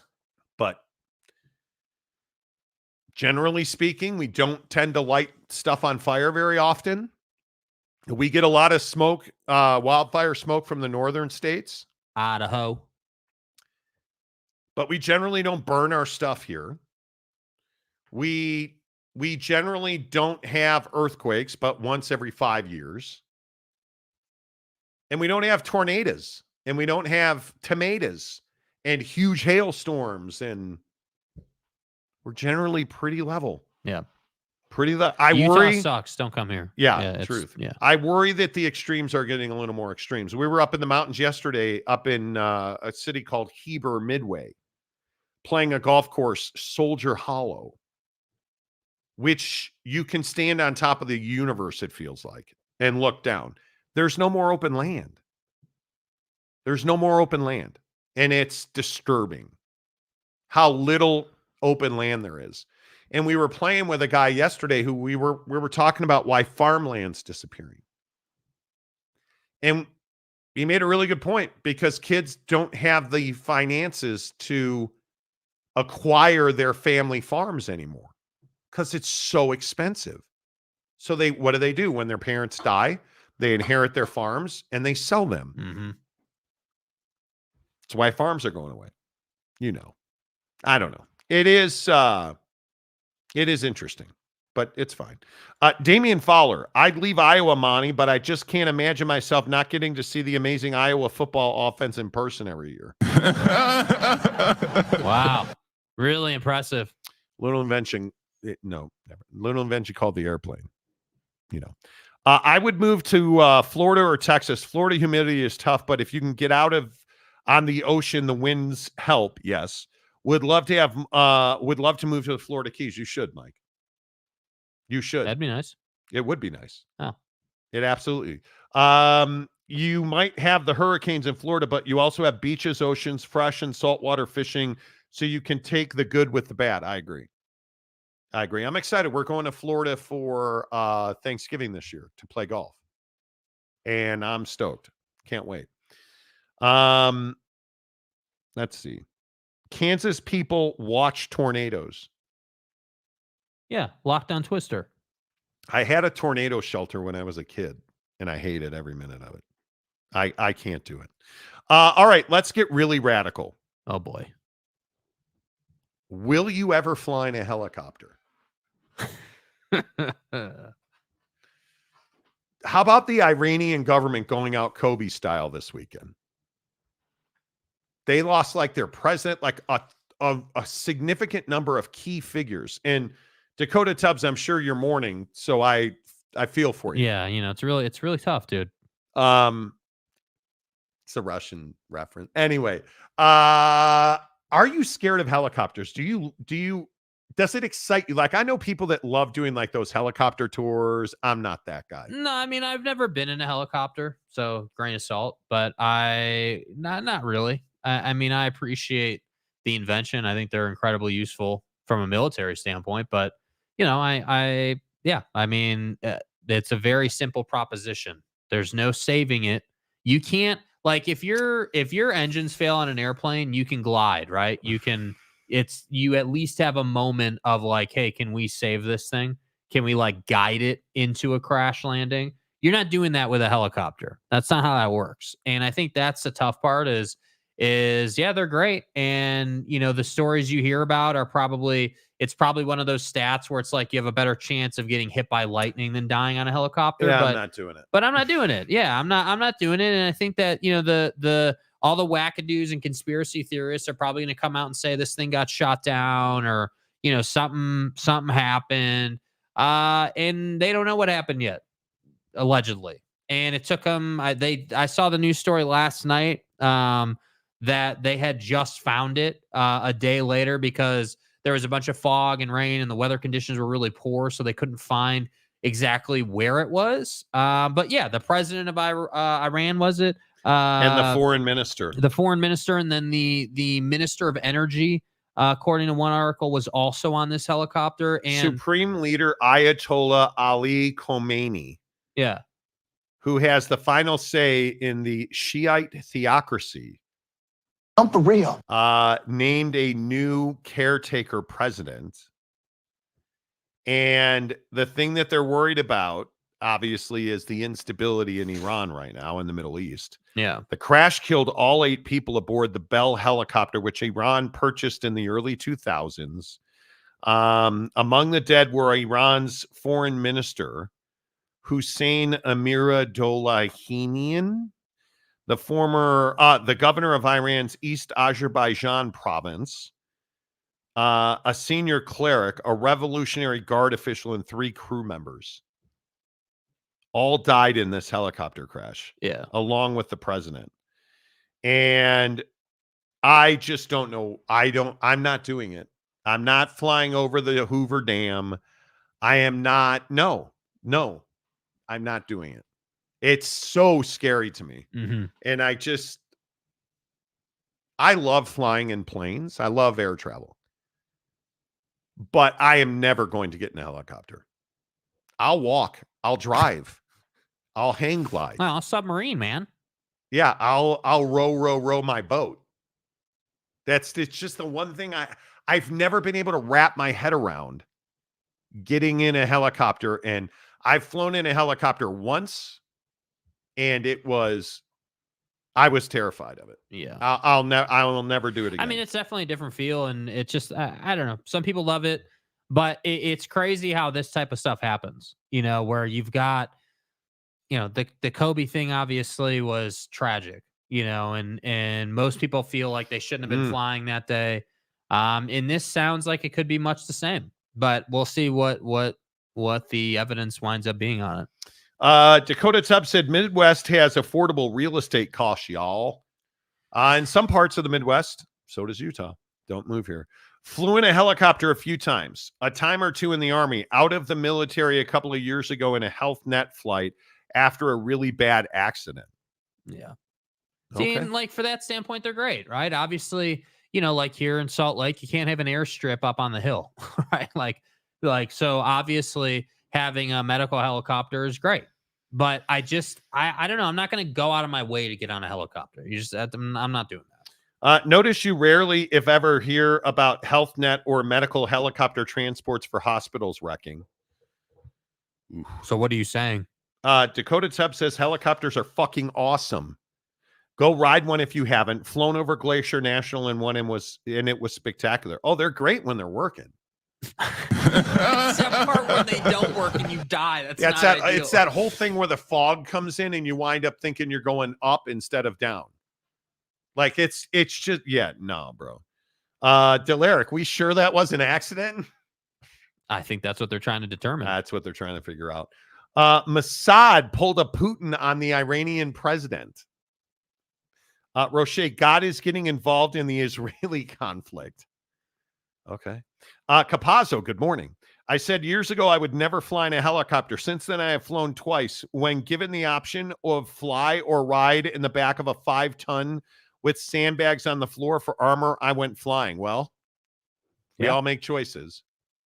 Noel Ramirez, the only helicopter I've been in is the one by the outlet mall in Orlando. It was a small one. Dev MC, grew up in New Jersey, would love to make a move back, but it's so expensive to live there. Crazy expensive. Jay Brandon, I'm an epileptic, so I have been in a helicopter. Don't remember it, though. Okay. All right. Okay. I don't think I'm doing And finally, let's piss a bunch of people off. New study out over 20 years of research. Yeah. That shows vegans and vegetarians are significantly healthier and have far less incidence of early death compared to those who eat animal products. Mm-hmm. You ready to go vegetarian here, Jake? I mean, for the most part, probably. Yeah. I mean, you're never gonna. I'm not gonna say no to a steak once in a while. But But see, this is the thing. On the whole, it's not. We don't need a ton of red meat. We don't need a ton of stuff. Like I mean, most of what I eat, at least, is usually is like this week for lunches. I made I'm gonna have like sweet potatoes and beans and pico and just vegetable based stuff for the most part. Pico de gallo. I did make taco meat turkey, just to have because I really like that. But we don't really eat all that much red meat. And I know this is a vegetarian vegan conversation. It's not just a red meat conversation, but I am a big believer that yeah, I mean, if you can stay away from the heavy stuff, the stuff that's hard on your system, you're going to be in a much better spot. Researchers at the University of Stanford and Cambridge looked at over 20 years of research on plant-based diets. As studies showed, and a graduate student at Scuola Superior Santa Ana in Italy. Fuck are you? The researchers were able to determine that the healthy plant-based diets, which per the study range from stricter vegan regimens to dairy and egg allowing vegetarian meal plans. So basically no meat, but you can have like cheese and eggs. Offer a considerable protective effect against cancers like liver, colon, pancreas, lung, prostate, bladder, in addition to heart disease. Mm-hmm. The study also showed that vegetarianism and veganism reduced instances of metabolic disease and diabetes, both of which may have contributed to shorter lifespans and lower quality of life. Diabetes. It is remarkable the impact that being vegetarian or vegan has on your heart, your cardiovascular, and what they call the visceral fat or bad fat in your body that impacts your organs. Mm-hmm. Because there are a lot of people that are so overweight that their organs are packed in fat. But what we now know is that when you are overweight and you eat a diet high in animal products, including meats, mm-hmm. that fat is more compact, it is more dense, and it has much more corrosive properties to the organs it surrounds. Yeah. So it's a pretty remarkable study. I mean, and look, the study isn't saying that you got to be full only vegetable eater, right? That's not what the study says. The study says, hey, it's the old adage, what you do most of the time. So if most of the time you're eating, vegetables and you have a good mix, fruits, vegetables, again, once a month, once every 8 weeks, 10 weeks, you're having a steak or something, that's not going to kill you, man. That's not going to have huge adverse effects. But what did we do for the first time on Saturday afternoon? I don't know for how long. Well, you were there. We played golf and then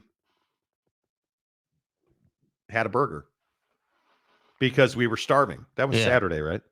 That was Saturday. Yeah, that was Saturday. Sorry, the days all run together. I can never remember. We played golf. Yeah. And we were in a spot. We needed something to eat. And it wound up being a burger because we were just driving home. We were like, let's just see what we can run into on the way home. And so we stopped for a burger. Yeah. And it was really good. But that's about once a month, if that. Yeah. So it's very interesting that we continue to get this evidence that lifestyle includes activity and diet. Mm-hmm. But what studies like this are showing us, and this is the Blue Zone documentary on Netflix, activity is not enough.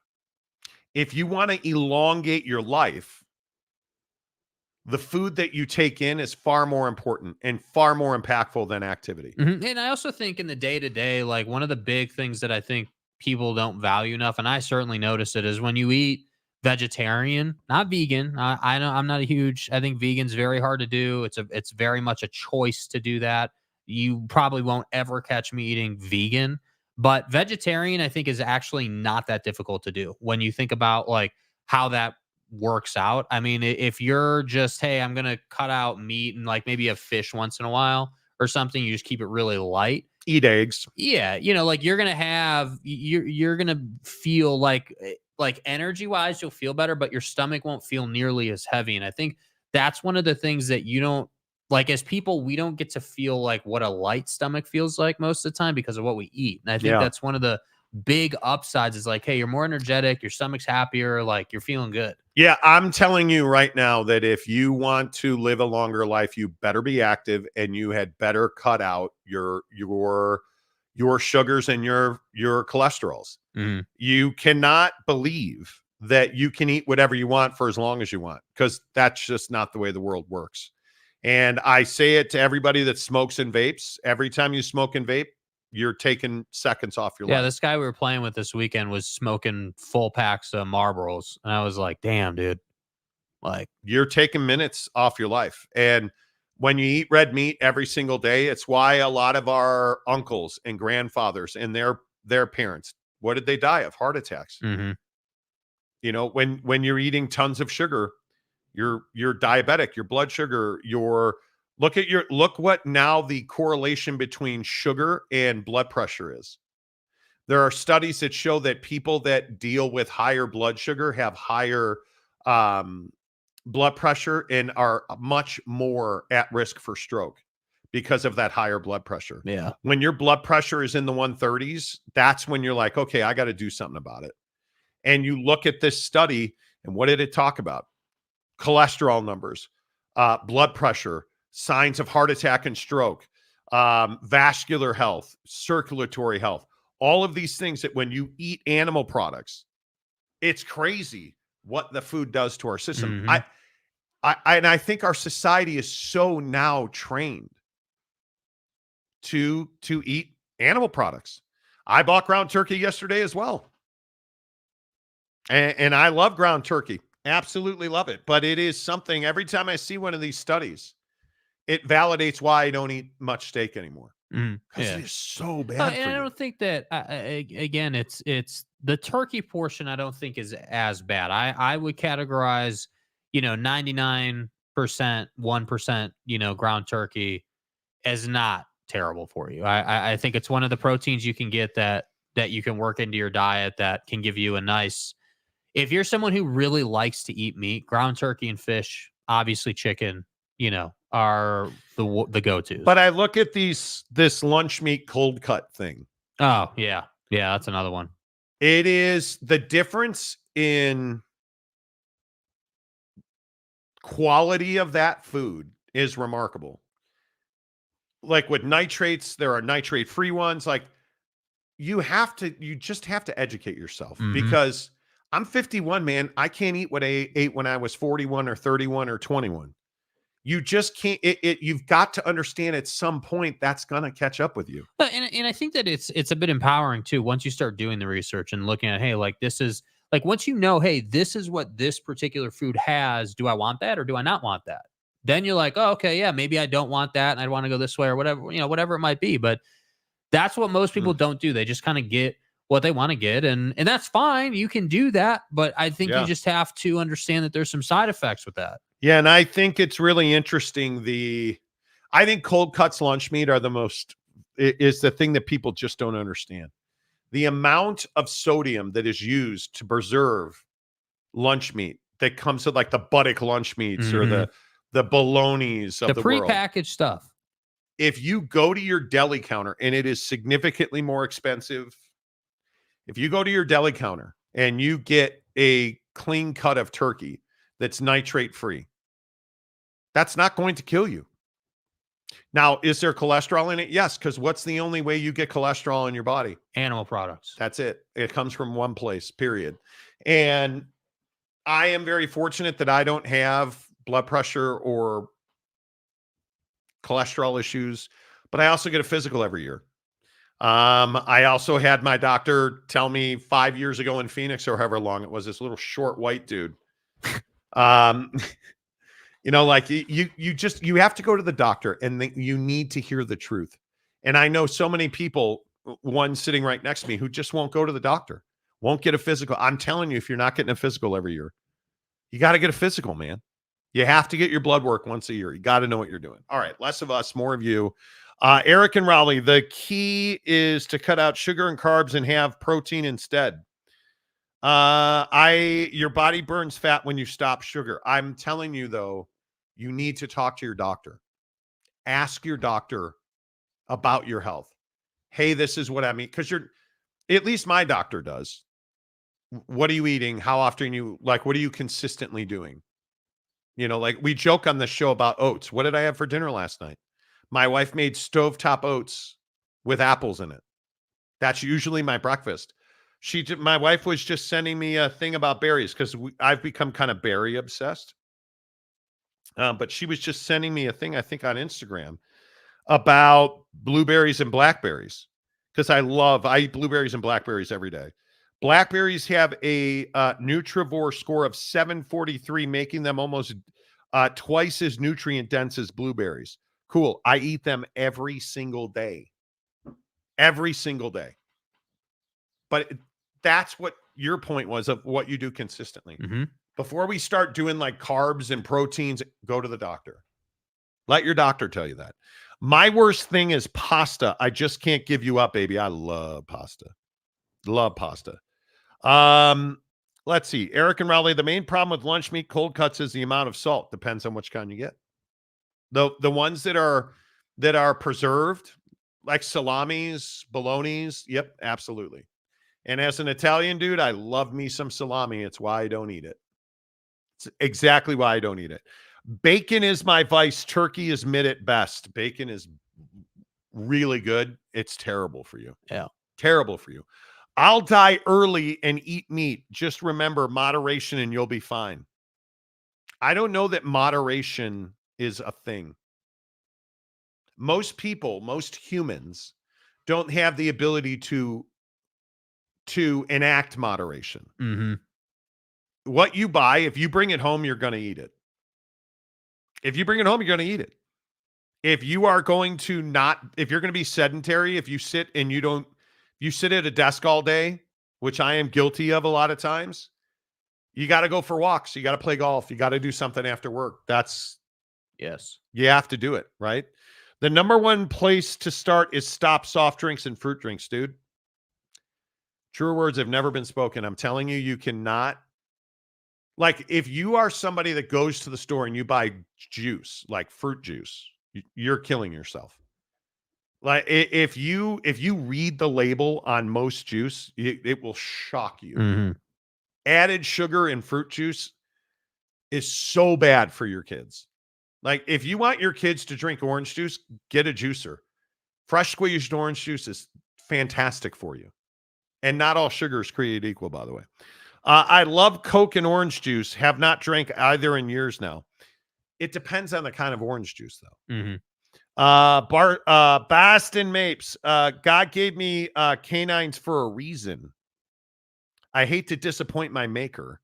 Everything in moderation, friends, with an active lifestyle. If you're eating red meat on the regular, I'm telling you, that's tough to do. Steve Stepanek, I'm from Kansas, and the stuff they spray on your vegetables are way worse for you and kill everything in the ground. Well, there's ways around that. I agree pesticides are not good for you. Mike Smith, good thing about being former military and going to the VA, I get blood work and doctor's visits every 6 months at a minimum. That is good to know. I'm a 3-month soda-free and counting. Let's go. Nice job. I have not had a soda since McCovey's in Walnut Creek. It's been at least a decade. I don't even know. It's been longer than that. It's been longer than that for me. Probably 15 years. Yeah. But, NBA fan 1997. Oh, so, dude. I know it's late, but congrats on hitting 100K subscribers, guys. Thank you. Been watching you guys since you had 100 subs when you were calling Jared Butler the Jesus Christ of basketball. There you go. There you go. Appreciate all of you. Make sure you hit the like button right here on the Monty Show, presented by The Advocates. TheAdvocates.com. Thanks for being here. Always good to talk to you. Are we working Friday, Jake? Are you going to take the day off? In the week, It's too early in the week. I don't have a commitment yet. Okay. Yeah. I'm just over here. Wow, wow. Until tomorrow, say goodbye, Jake. Goodbye, Jake.